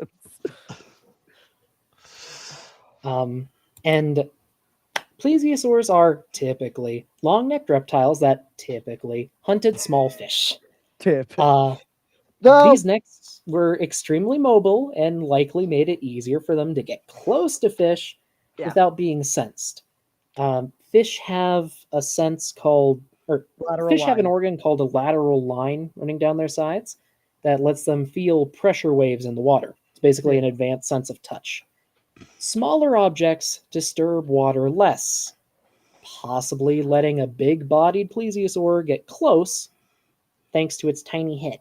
This probably goes for the later ones that Doc will talk about, but these early ones, it might have just been a thing that they kept from being nothosaurs or similar things, and these two are plesiosaurus I mentioned, but also there's Attenborosaurus, which plesiosaurs are usually split up into two groups. There is the basal plesiosaurs, which are plesiosaurines. Forgot which is the order. But I know it. Don't. It looks like it's a family distinction. Oh, that's okay. That's good to know. But there's plesiosaurs, and they're very basal, and they split off very early on in the early Jurassic. They split off into two groups: the plesiosaurs, which the most basal one is Plesiosaurus itself, the true ones, and then the pliosaurs, which we'll get into what that fully means later. But the pliosaurs, they start out very similar, but they eventually they fill the niche those ichthyosaurs left. No, I think we mentioned this. You asked this before the stream started, but what's part of, is a pliosaur part of all? Is all pliosaurs plesiosaurs, or is all plesiosaurs pliosaurs? If depending on your which plesiosaur you're using, the group itself, plesiosaur, includes pliosaurs. Plesiosauroids, I believe, are not pliosaurs. Or plesiosaurids. Thank you. All pliosaurs are plesiosaurs, is the simple way to say it. Yeah. But with that said, the groups wiggle a bit. You might have noticed I said typically up here. There are exceptions to a lot of things in this group. So it's not a monolithic clade. It's like a no. It is monolithic. Monophyletic. Monophyletic. They just do weird and dumb. They just do weird and dumb things. Okay, I forget the names of the other ones. I forget how to pronounce them. Well, the big thing is, even though they do split, they stay very similar, at least in the body. So similar environmental pressures can push them to evolve in similar ways. So they mirror each other in different situations. Also, hello, Big Bad Mama in the chat. It does appear, though, that the pliosaurs are the first radiation. They radiate really fast than the plesiosaurs, or plesiosaurids, I should say. Yep, because there's an open space. I believe they're next, right? Yes. My boys! So, the pliosaurs. We'll talk about more of them later, as they are is one of them is the mascot of the place I used to work at and hopefully still work at later this year. But it appears that some of the plesiosaurs took the macropredatory niche to the most logical extreme. They decided to turn their entire body into a head. And I mean that as not really a joke. Pliosaurs, the big ones, their heads are about a third or sometimes closing on a half of their total body length. Mhm. Now, during the Jurassic, they seem to explode in things. There were macropredatory ones, like Pliosaurus itself, and you may have heard of, I don't know, predator things online, but Pliosaurus itself was the main king of the Jurassic. With It was the biggest 7 Jurassic pliosaur, right? what? It was the biggest Jurassic pliosaur, right? Well, it was because there's 7 of them. There's 7 Pliosaurus species. Then there are other smaller ones like Liopleurodon, which you might have seen in Walking with Dinosaurs, where it's severely oversized and not in the niche it should be. But Liopleurodon appears to be a specialized pliosaur, where it has these nice teeth in the front that almost stick out. That might have been good for catching soft-bodied creatures. But this is where the railroad spike analogy really comes in. Sorry, just to expand on that, we have Liopleurodon specimens Yeah. with tons of squid in their bellies, Beaks. so Yeah, tons of them. they yeah. like soft things. But no, these are railroad spikes. I think they're serrated, but these things were not cutting through. They were biting you in half or swallowing you whole and you weren't escaping. Monsters. And again, they didn't get that big on terms of the other ones, like maybe 30, 40 feet long. But if you're 30, 40 feet long and a third of your body length is your head, that's horrifying to look at. If You have a we'll get bear trap for a face, and Yeah. everything looks like a bear. Yeah. No, they get massive. It also, I don't know, might not be true, but I have heard studies that pliosaurs might swim in a different way than the more derived plesiosaurs in the Cretaceous. I don't know if that's true, but I've I haven't heard heard it. anything about that, but with how different their bodies get, I wouldn't be surprised. They do swim different from turtles, though. Turtles swim with their only front flippers. All plesiosaurs swim with all 4 of their flippers. Yeah. And another thing to note is many of these guys appear to have been generalists. Mhm. Like when they're found with gut contents, they have a lot of different things in their bellies. Mhm. And when we find fossils of other things in the environment, we find pliosaur bite marks On everything. on everything. They did not care if you moved and, as Doc says in the thing, could fit in its mouth, it would try to fit you in its mouth. Even if you didn't, it would try to take a bite at you. Yeah, these things probably hated each other. Oh, Lethargo in the chat is right. It is a Chibisaurus. Yeah, I hate you. You ruined my mascot. Actually, my mascot is a worse name than Chibisaurus. We'll get to Blastosaurus later. Well, for right now, what we have next is, I think, a little smaller, if I remember my slide order right. I did. You did.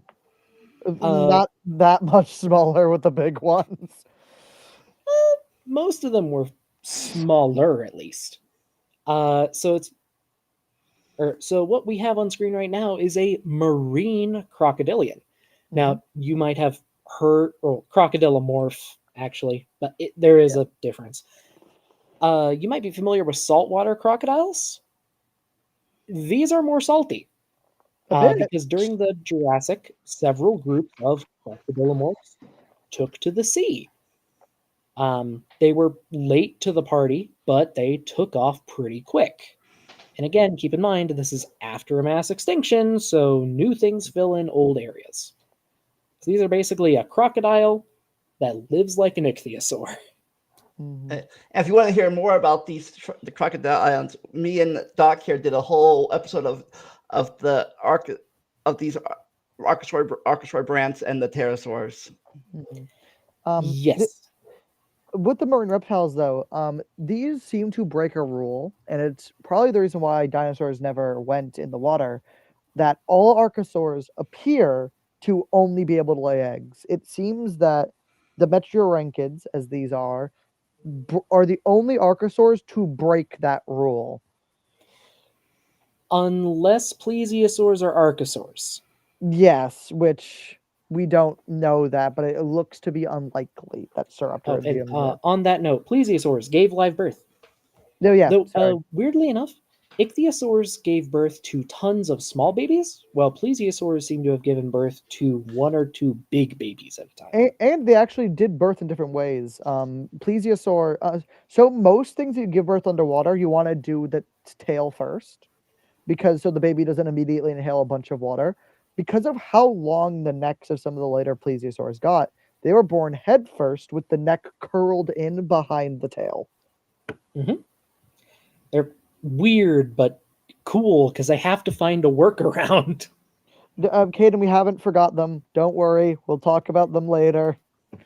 We'll talk about them later. Right, Yeah. so as far as we know, these marine crocodiles are currently dinosaurs' closest relatives of the sea creatures. Yes. Well, birds. Yes. Well, there are marine birds. Well, but yeah. Well, that would be dinosaurs themselves. Yes. It Yeah. seems that the metriorhynchids are the closest thing to dinosaurs that aren't dinosaurs themselves that go in the water. Mhm. Until we discover fully aquatic Spinosaurus, which I guarantee will happen. Eventually, yeah. I'm just Um, waiting for mutation that gives penguins the ability to give birth underwater, that they get fully aquatic. At least with dinosaurs, it seems to be a pretty solid limitation. But Well, penguins might be going in the right direction, usually laying one huge egg. Yeah, Maybe? it tends to bleed in laying one huge egg, and then eventually you lay your egg inside yourself, like how sharks do it, and then Mhm. they hatch in a weird sac in your Yeah. body. Unless you're an ichthyosaur. Yeah, Or most snakes. or Or most mosasaurs, live-bearing snakes. or mosasaurs. Or we'll get to that. But the thing about these marine crocodilians, they get big, like 20-ish feet. They never get massive. I thought Geosaurus got massive. Wait, let me check. Geosaurus? I thought Yes. it was about average size. Let me check.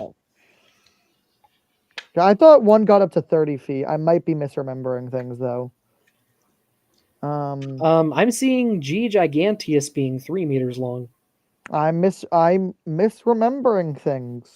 I mean, I'm not going to say it's impossible. It's just I haven't heard of any. They do seem to have disproportionately big heads, though. They do, which makes sense. Because these things appear to actually kind of replace the, because there's a lot less generalist pliosaurs. There are a lot, but it seems that pliosaurs didn't steal all of the generalist niches from the ichthyosaurs, and that's why these things appear to thrive. Mm-hmm.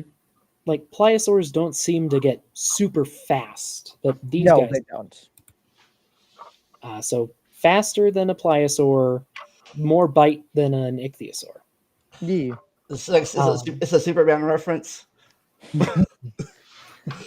And also, weirdly enough, we have a Metriorhynchus, I think, or at least a Metriorhynchid skeleton with a part of a gill from the largest species of fish to ever live in its belly.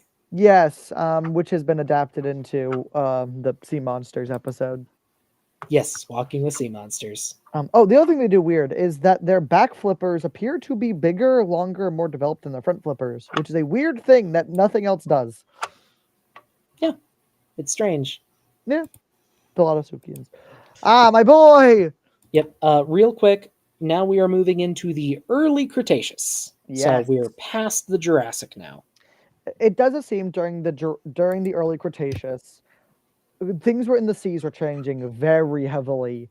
Derived plesiosaurs get very weird and very cool. And Thalattosaucians and pliosaurs seem to kind of bottleneck themselves into certain niches. And with it, the niche that the pliosaurs chose was the title of the slide, The Ocean Murderers.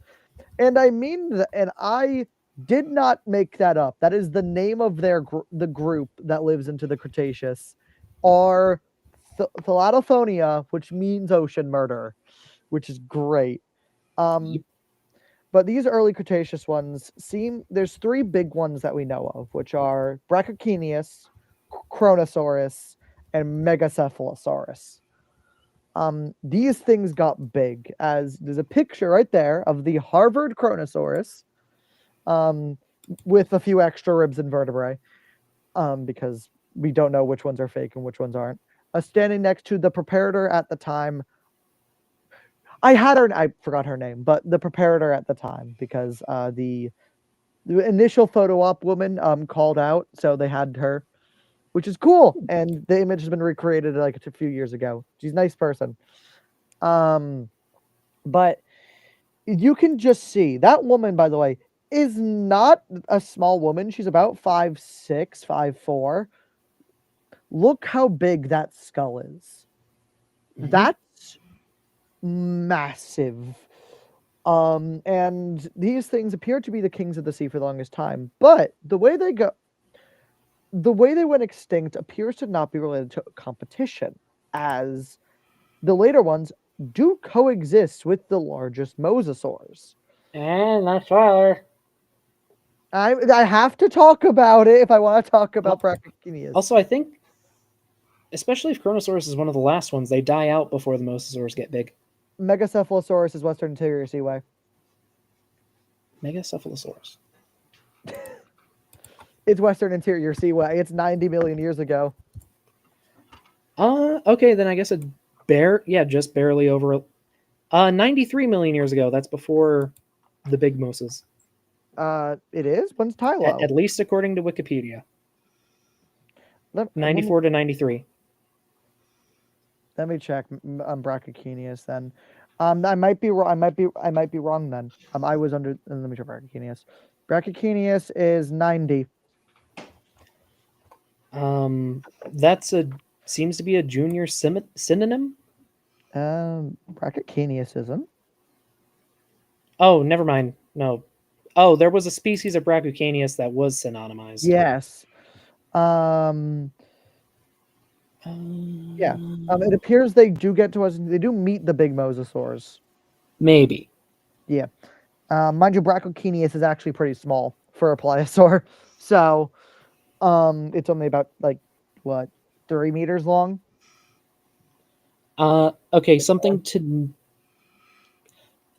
note is we don't know which formation it comes from, and it comes from a quarry with 3 possibilities. That's So it unhelpful. could be anywhere from 90 to 100 million years old. Okay. So yes, it does appear that these things do go out. My guess would not be due to competition with mosasaurs, because Yes. either they didn't see them, or they did see them and were there when they were at their biggest, or some of their biggest. So something else happened in the seas that caused these things to go extinct. My guess is lowering temperatures, or my guess is something to do with temperatures. I actually mentioned this on a later slide. There's a big climatic shift in the mid-Cretaceous. Yes. That's why it's split there. And sea levels rose, ocean currents would have changed, and the world got hotter. Oh, yes, because it's something I forgot to mention. It appears pliosaurs were kind of adapted for not Arctic environments, but colder environments. We find them quite a bit in environments that would have been deeper and colder oceans. Mm-hmm. So that probably is why they went extinct. The oceans got too hot, too warm. So were these guys hot-blooded or cold-blooded? Everything in this slideshow is quote-unquote warm-blooded. You have to be if you are a vertebrate in the ocean. It seems to be something they also convergently evolve from some of them cold-blooded ancestors, at least. Yes. All of the reptiles here are warm-blooded as far as we know. Yes, so the pliosaurs die out, and not yet, but something does fill their void. But while something's filling their void, their cousins, the plesiosaurs, appear to go insane with diversity. Yes, they do. And to answer Caden's question really quick, is Oh, it yeah. possible that some pliosaurs and polycotylids survived to the end of the Cretaceous? It's absolutely possible. We don't But- have a lot of deep marine fossils. But the issue with, and I will be a bit of a pessimist here, marine fossils tend to show a bitter picture and also tend to be biased towards big things.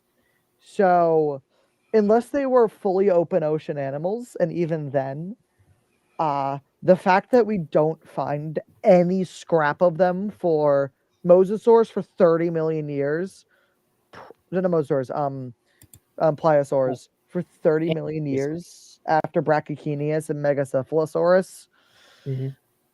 that, in my opinion, is a nail in the coffin for them. Polycotylids, I believe, live up till 70 million years, so that's definitely. I think they reach the end, or at least they get really close. Hydrothermosaurus gets really close. Hmm. Polycotylids get really close, but pliosaurs, I would say probably not. The other issue with that is deep sea creatures tend to not be. Pliosaurs don't have great adaptations for being in the deep sea. It appears the only real marine reptiles that get deep sea enough or get adaptations for deep diving and coming up again are ichthyosaurs. So I would say, ichthyosaurs and some mosasaurs. Yeah, some weird mosasaurs. I would say that probably either it's something that plesiosaurs in general can't do, or that niche was already filled by late surviving ichthyosaurs and then eventually mosasaurs. And really quick, Dom, this is Chronosaurus, right? Yes, it's a very heavily reconstructed Chronosaurus. Do you think this thing would have eaten its son? Yeah, probably. Actually, I don't know. I would hazard a guess. Pliosaurs are probably great parents because they only gave birth to one gigantic offspring. That's a really good thing for saying these things were great parents. So maybe That's fair. not. But yeah. Oh well, still some cool art pieces to come out of that concept. I guess we Oh, could yes. always ask the child services of the Mesozoic era. Well, would Maya Sora be in charge of that? Probably. The last one. Anyway, as we find the last of the pliosaurs, another more ancient lineage comes to an end. The last of the ichthyosaurs. Now remember, these things ruled the oceans in the Triassic. But ever since the Jurassic Triassic mass extinction, they went on a gradual decline. And by the time of the mid-Cretaceous, they completely disappear from the fossil record. Now, sure, could some have held on for longer in deep ocean environments? Definitely possible, but we don't have those records, And sadly. And we Yeah. don't have them today. mhm. And the mid-Cretaceous in general appears to have been a time of quite a bit of change. Many groups on land and in the water disappeared and were replaced by new things. A lot of turnover.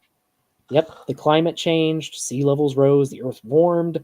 So was there Lots like of a things happened in a very rapid succession. so was there like a mini extinction in the middle of the Cretaceous? I wouldn't call it extinction, more as faunal turnover. There, Which mind you, there probably it- were like extinctions, but not a major one. Which I guess I would say it was probably a period of higher rates of extinction, Yeah. but not enough to qualify as a mass extinction. That's why I called it a mini extinction.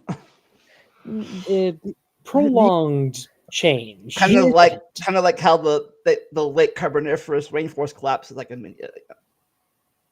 Probably, but it mostly appears to be faunal turnover, as in with the new, out with the old.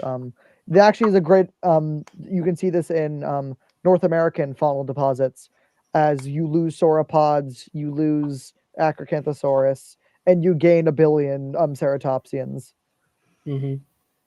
and Keep in hadrosaurs. mind, this is also just really complicated. Yes, this is And one of the most not well studied. We don't have a lot of the mid Jurassic and mid Cretaceous. We have more at mid least on Cretaceous, land. but this part is very understudy by even Doc himself. He's studying the mid Cretaceous currently, and Yeah, technically. A Yeah. little before, but yeah. yeah, so it's a very trying time that a lot of things appear, a lot of change appears to be happening. Tyrannosaurs get really stuff. A lot of things under the ocean change. Birds start appearing in the Yeah, waters. I mean, the big herbivores and carnivores on land all shift. Yeah. Same for in the ocean, at least with carnivores. Like it's a Uh, lot of things change, Yeah. and they interact in ways that we might never fully understand. Time machine would be so helpful. It'd be nice. Yeah. And pictured here is Platypterygius, which is one of, if not the last ichthyosaurs, and it dies out about 94 million years ago. It dies out around the same time as the pliosaurs, which definitely doesn't have any probable meaning. Mm-hmm. And it is worth noting, though, that by the time you get to these later ichthyosaurs, they really shorten up their rear fins. Like, Yeah, no. even at this time, when they're dying out, they're still changing. They're still They're still evolving. becoming fish. They're really trying to become fish. That is their one goal, is to become a fish.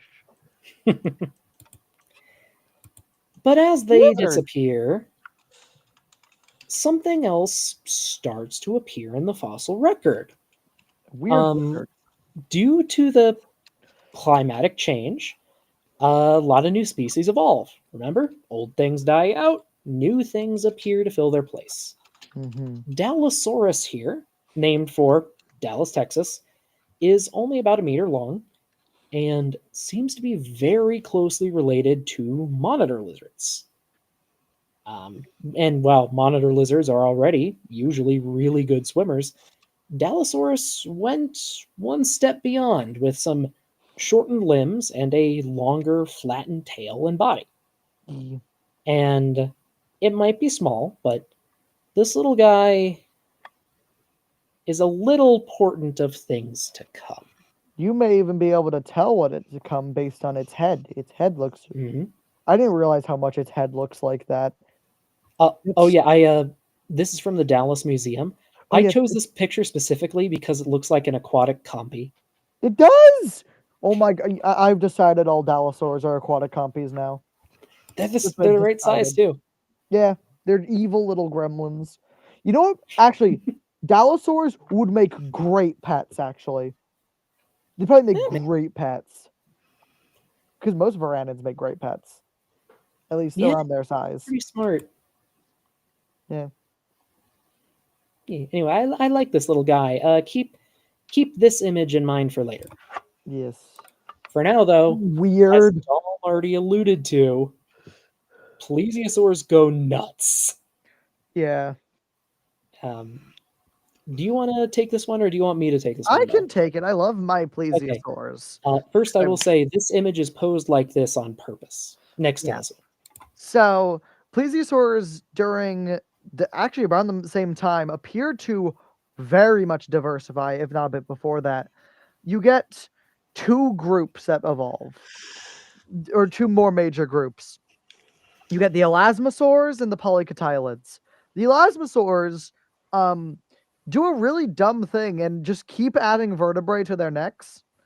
So much so that when Elasmosaurus was discovered, a very definitely smart man thought that instead of that the head must go on the tail, and erected an entirely new group of tetrapods based on backwards facing vertebrae because he refused to say he put the head on wrong.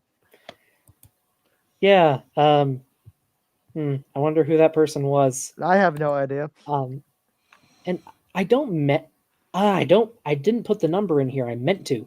74. 74. first, these are two closely related species, both elasmosaurids or eans.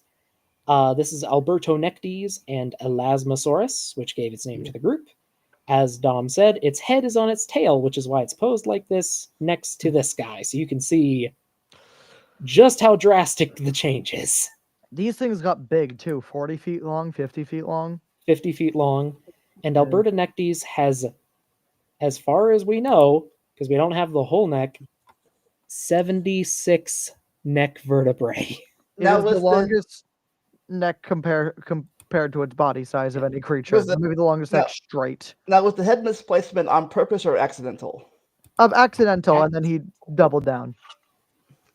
And here, we'll go into that story in half a second. First, there's a lot of weird plesiosaurs that appear during this time. Probably- Here are a couple of them. Dolichoryncops near here and its relatives the polychylids. converged on plesiosaurs. They shortened to the necks, grew the heads. Yeah, they appear to be actual, like, proper dolphin analogs, with like specialized fish things. We also see that they do keep the live birth stuff. Yeah, Dolichoryncops, Trinicarium. They're very cool. I like them. And also the subject of one of my favorite paleo documentaries when I was a kid. Yeah. Was it just Sea Monsters? It was the Sea Nat Geo Monsters one? 3D. Yes. That was great. And the other- Another really weird one that... Oh, go ahead. There's two actually really ones I want to talk about. There's Mortunaria, which is there, which appears to be a weird, almost like brine feeder that's like scupped through the muck and soot of the ground and ate whatever was on the bottom. And the other one, which I come out, is Kaiwekia. Oh, let me get a picture. Well, you describe Kaiwekia it. appears to be a clam eating plesiosaur. It has adaptations to eat hard-shelled creatures. Actually, very I cool didn't know thing. that. Yeah, I made fun of it because they added an elasmosaur to Path of Titans, and it's the only one that eats clams, and they can't eat clams. Speaking of which, here's at least a physically pretty good rendition of it from Yeah. Path of Titans. You can even tell with its head, it's weird and like bulbous. It's Durophagous. They get weird. Yeah, and they last until the end of the Cretaceous. All of these groups do. Mhm. Yeah. Now, going back to Elasmosaurus, there's a little story here. If you're interested in paleontology, you probably heard it before, but not everyone here will have. During the late 1800s, there were two very prominent paleontologists, Edward Drinker Cope and Othniel Charles Marsh. Calling them paleontologists is a stain upon paleontology, but we have to. Yeah, they're very important to the history of the field. They butted heads a few times when they were students. And I didn't know this until recently. Cope was like a decade older than Marsh was like a decade older than Cope. So he was just bullying his junior, which he was bullying a child. No, yeah, he was bullying someone 10 years his junior. Yeah. Also, thank you, Jody Wolf. Thank you very much. Yeah, they butted heads. I listened to a podcast recently about the Bone Wars and like their history. Apparently, pretty soon after he met Marsh, Cope suddenly burned a lot of his journals and personal letters. Suddenly? Yes. And I think it was after one particular bad argument. And some people have hypothesized it almost sounds like what someone would do after a breakup, which I'm not going to say if that's true or not, but there are kind of weird things with their history. Anyway. A few weird things, like, I think it's Cope, fucking bombing his own... Sorry, I do need to say this. Bombing his own field site so that Marsh couldn't get the bones. Yeah, I'm not going to say which one of them was the better person.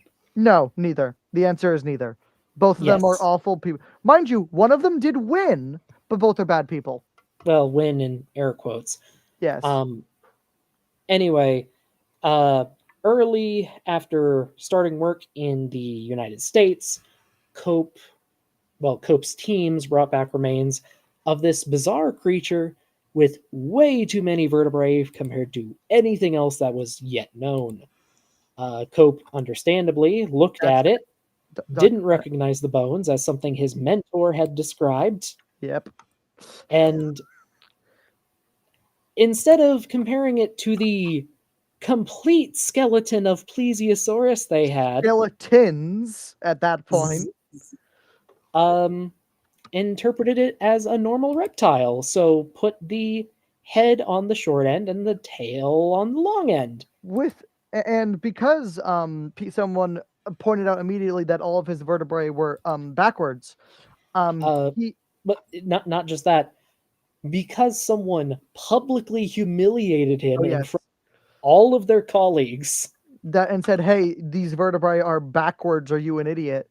Instead of just saying, "Oh, I was mistaken. I'm sorry," he instead erected a new group of tetrapods that had backwards-facing vertebrae And then was proven wrong anyway.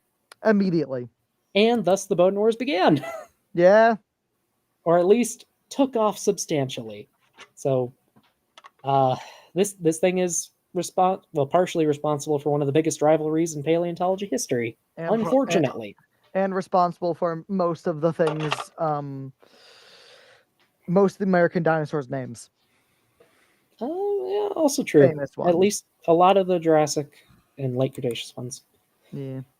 Anyways, Speaking enough of about Cretaceous. plesiosaurs. A new challenger is approaching.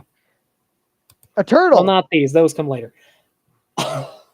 I forgot the slide order. I think it's funnier if a new challenger is a turtle. Wonder if they use block. Yeah. So sea turtles in general, just as a group, appear to have arisen during the late Jurassic, though our modern lineages, the ones that survive today, split off during the late Cretaceous. And they weren't alone. Other lines of turtles went in different directions, some of them becoming giants.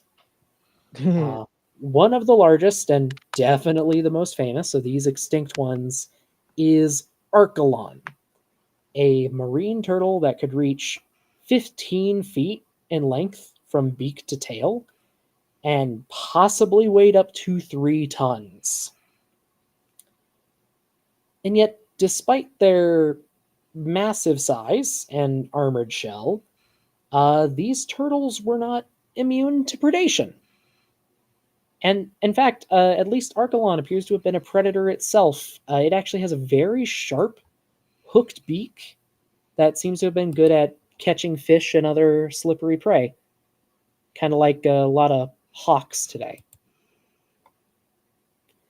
But in regards to their predation, during the late Cretaceous, a new group of reptiles took over, and these would be the last rulers of the Mesozoic seas. The true kings of the seas. Probably the ones to earn that title fully. But they're not Aquaman. No. Aquaman rode one. I was hoping Vandalia would get the reference. Never mind. Ooh. Bubble Boy.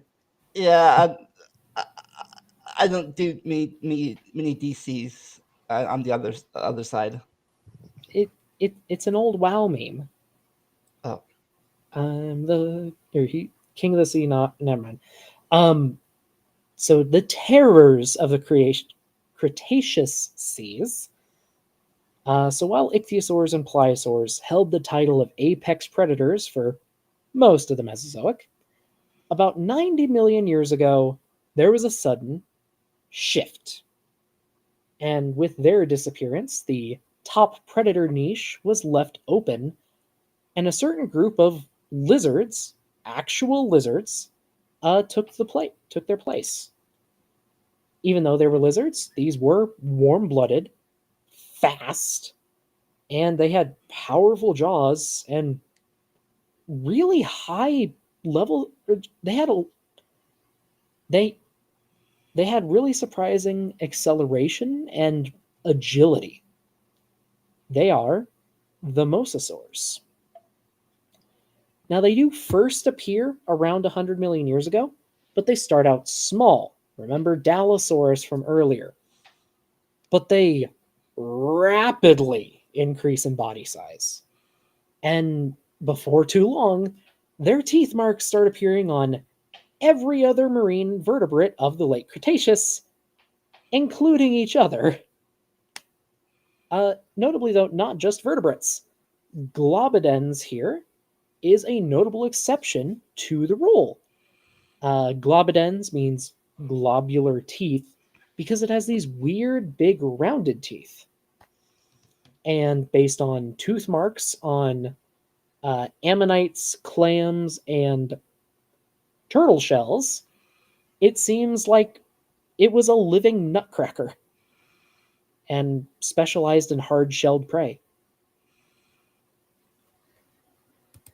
But it is the exception to this group, as most of them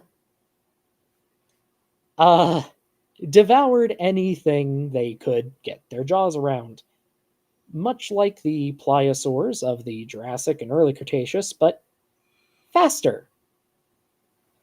In fact, pictured here is a Tylosaurus, one of the larger ones, known especially well from the Western Interior Seaway in the central US, catching a Dolichoryncops from earlier, the short-necked plesiosaur. And we know they did this because we have a very large Tylosaur with an entire Dolichoryncops in its belly. Oh, okay. For a second, I thought it grabbed the pterosaur out of the sky. Oh, they ate those too. They ate everything, and I do mean everything. So then, was that I don't know if it was exaggerated in Jurassic World, or that big mosasaur ate the giant dinosaur? Was that more? These things would have hunted dinosaurs if they had the opportunity. I'm not even going to say might have. They would. We just haven't found that They yet. probably did. I could imagine these things would beach themselves for food. They're dumb Yeah. lizard. Yeah, or like swim upstream and hunt. I don't know if we have any evidence of them We have eating freshwater mosasaurs. non-bird and dinosaurs yet, but what was that? We have freshwater. Oh yeah, we also have freshwater mosasaurs and freshwater plesiosaurs. We should have mentioned Oh that. yeah, yep, we do. These things did get inland. Yeah. And And go ahead. because of the fact that these things are air breathing, there's basically nothing stopping them from going upriver, except for size constraints. Mm-hmm. And remember how I said their bite marks appear on everything, including each other? So this is the skull of an adult Tylosaurus. All of these circles are tooth marks, some of which have teeth embedded in the bone. And because because we can, measure the teeth and see what angles they make, we know how big the thing that bit it on the head is. And even though this thing is an adult, this one would have probably been at least a third larger. As for how big, Tylosaurus here could get to over 40 feet long, so bigger than a T-Rex, and probably weighing almost as much. So were these guys smaller or bigger than the ichthyosaur you mentioned earlier? Smaller. Nothing gets as big as Ichthyotitan. But they're still massive. These are school bus sized. And we might not have the biggest they can get. But they get big. And in fact, I think this is the one that has a tooth lodged in its brain case. But I could be wrong. So it might have been killed by this bite here. I know there's at least one we have that for. But there is one mosasaur that's more famous than Globidens or Tylosaurus. And that is the first extinct animal, Mosasaurus. Now, when I say first extinct mammal or first extinct animal, let me explain what I mean. Well, first of all the mosasaurs, there's one that stands above the others, both in size and importance to paleontology. Mosasaurus was first discovered in 1764, but it took until 1808 for its importance to be completely understood. Georges Cuvier, a naturalist, examined the skull and made two determinations. One, that it was a massive lizard, bigger than anything alive today besides whales. And two, that it came from an animal that had not been seen in recorded history. Because again, this thing is as big as a whale, but it's a giant lizard with giant sharp teeth. If it still lived, we would know. We would probably fear them. And this particular discovery was a major part of what inspired Cuvier to propose the idea of extinction. That discovery later informed Darwin's theory of evolution and the field of biology as a whole. As normal as it might sound now, the concept of extinction was really foreign at the time, generally because it was assumed that God would not allow any of his creatures that he created to disappear. Unless it was a global flood. Well, even then, it was assumed that he wouldn't allow anything to go extinct. So I think the initial guess is that this was the mythical Leviathan. I'm sure some people proposed that. I think when it was first discovered, it was just called the something monster, the area from. The Muse monster, because it's named after the river. Wasn't it after just the called... river Muse? It was called something else, though. Yeah. Well, Doc but it was the monster. Yeah, Mosasaurus is the most important creature in paleontology. The great beast or monster of Maastricht. Maastricht. Oh, yes. And that's where the because name it was found in Holland, right? Yes, and I believe that's also where the Maastrichtian came from, because that was which is the last period of the last period of the Cretaceous. Thank you. I remember words. And speaking of which, Mosasaurus itself is among the last and the largest Mosasaurs, which are the final group of Mesozoic marine reptiles. And that is the end. Those are the sea monsters, for lack of a better word.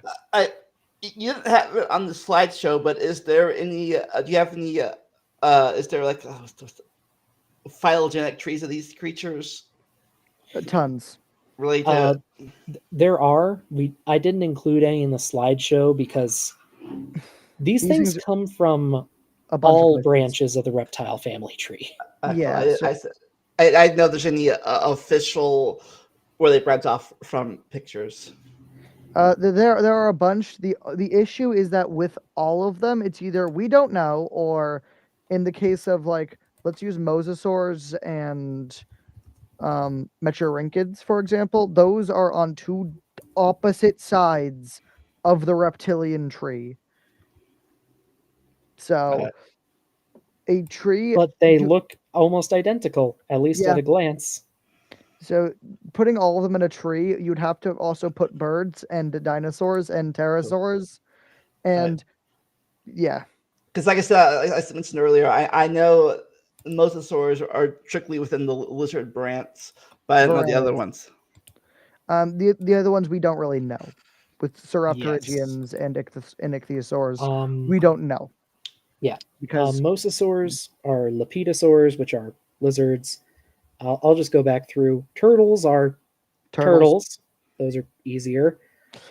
Plesiosaurs and their relatives. Sauropterygians, which we don't know where they come from, where they started, are we know they probably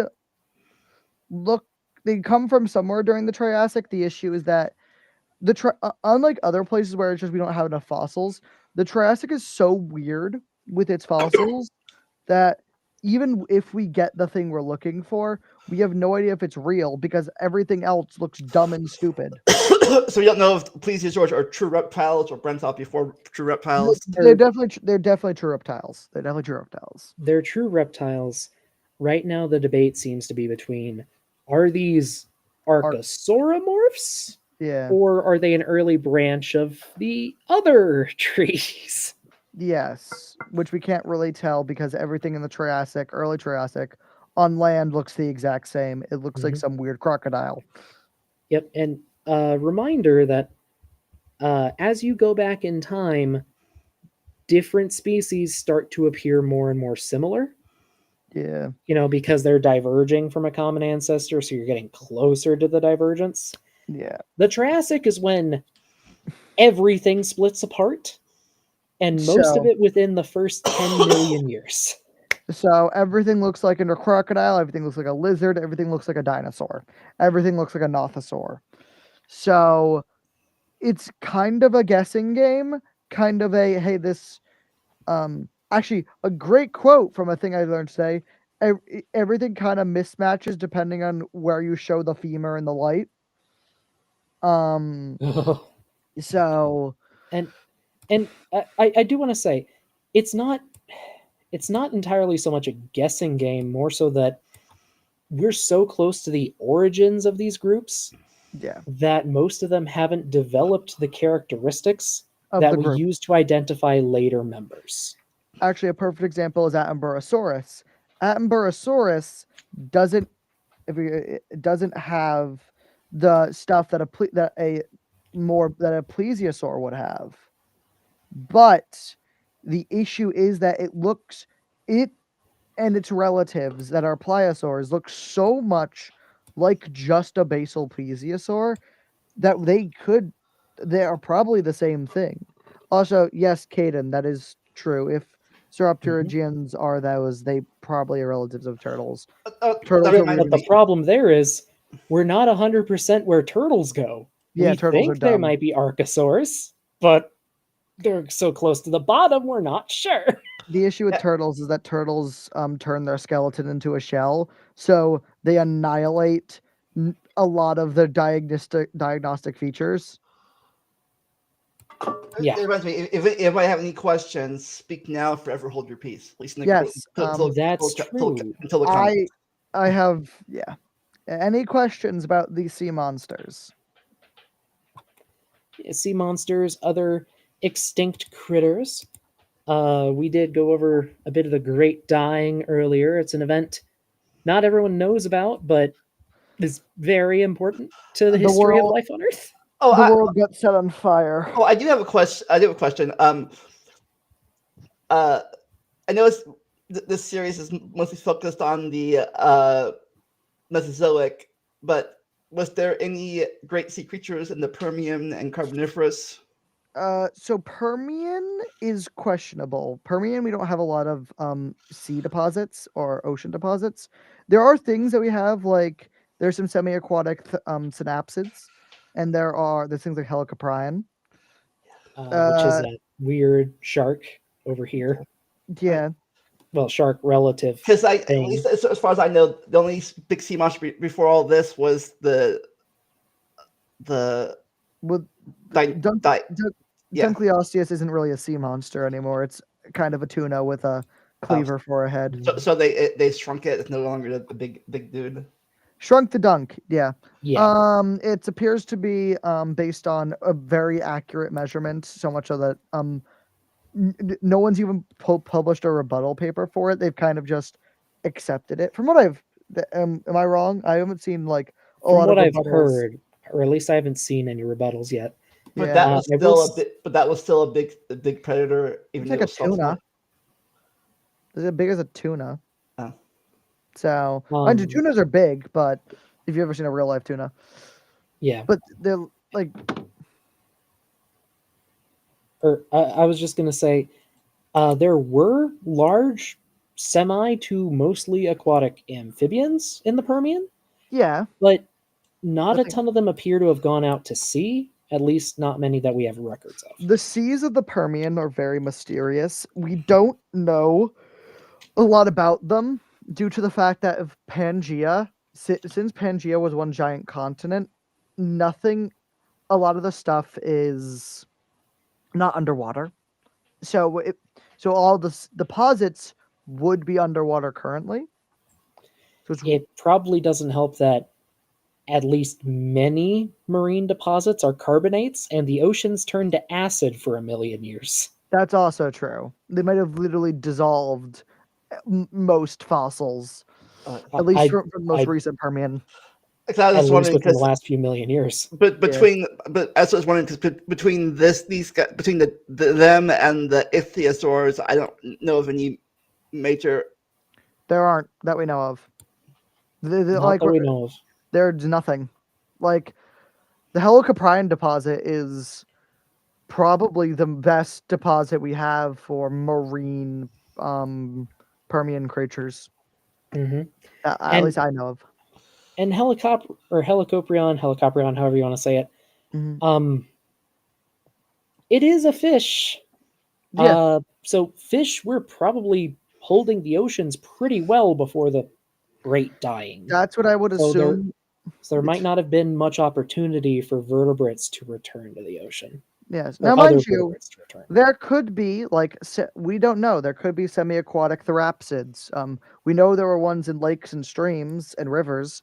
There might have been some that gone out to the ocean. But if they did it in like the past 10 million years, in the last 10 million years of the Permian, as Doc said, they probably were literally like melted.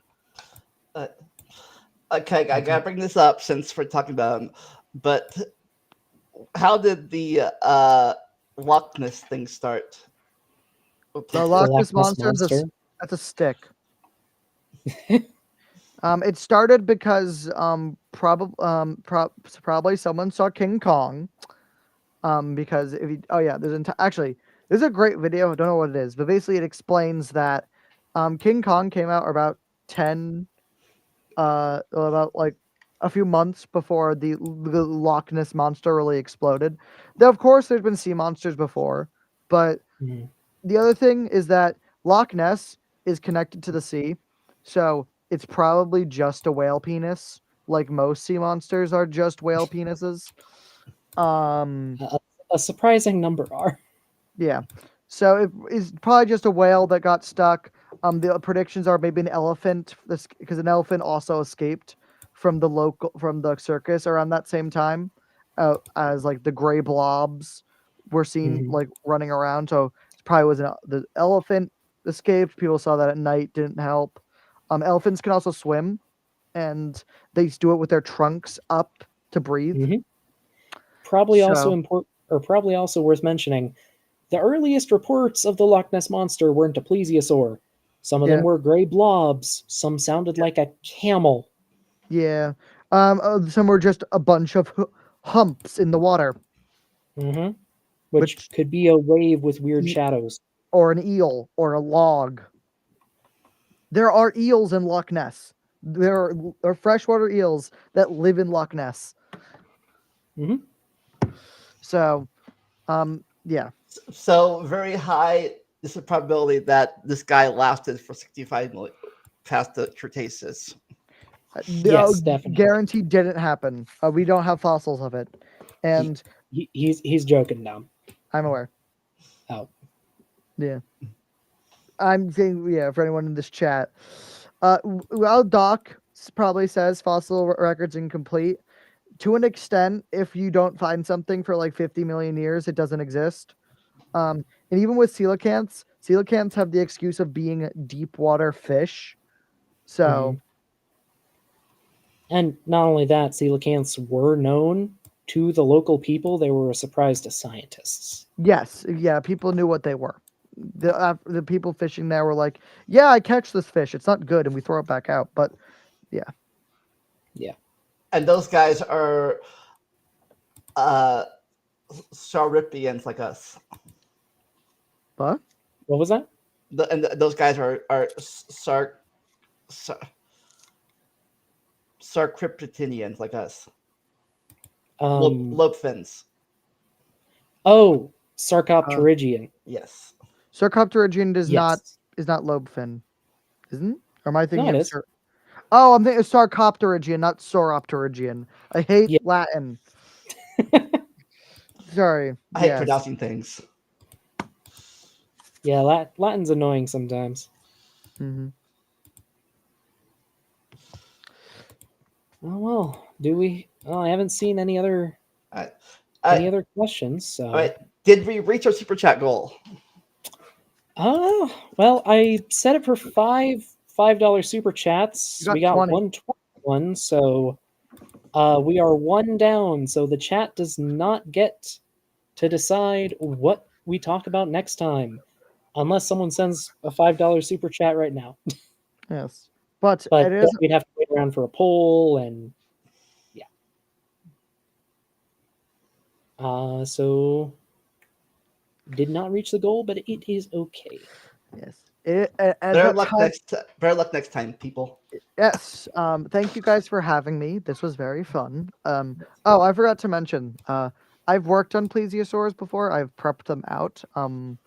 That's as much as I can say about it. But yeah, they're cool. Before you go, do you guys anything you want to advertise? Go subscribe to Doc or the rotting corpse of our collective channel.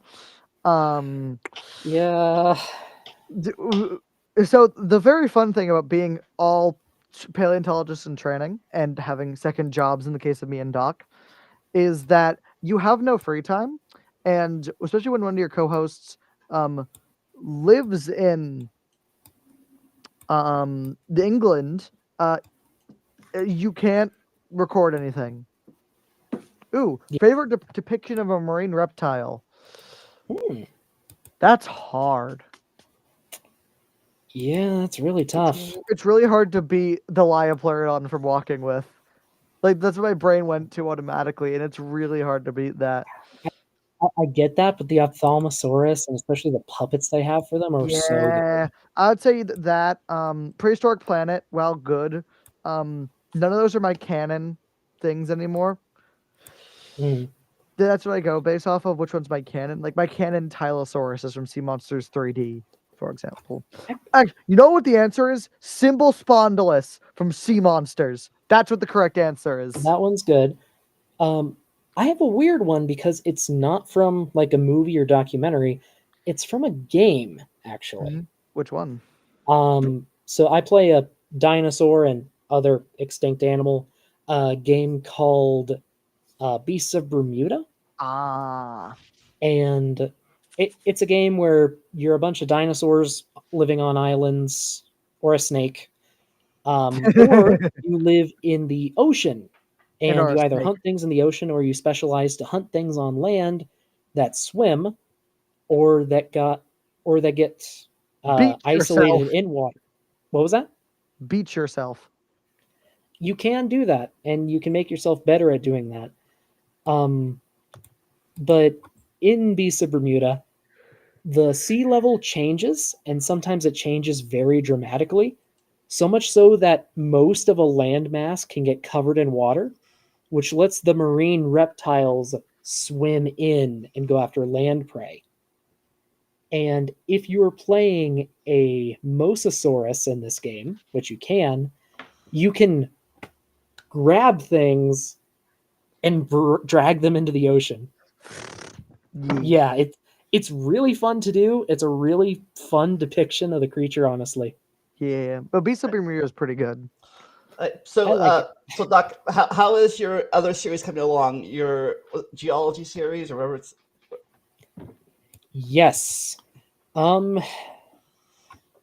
gonna hold off on working on the next episode for another couple days. I've been really busy. I've been stuck inside for a few days. I want to go outside for a bit. Mm, Yeah. But Up here in after Ohio, that, I do want to get back to it and my other stuff.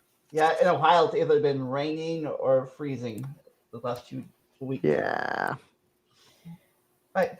As for me, next Sunday, I will be a guest on Bad Science Sunday with Maya, and I may or may not be doing a reaction video to something I'll be watching next weekend, WrestleMania weekend.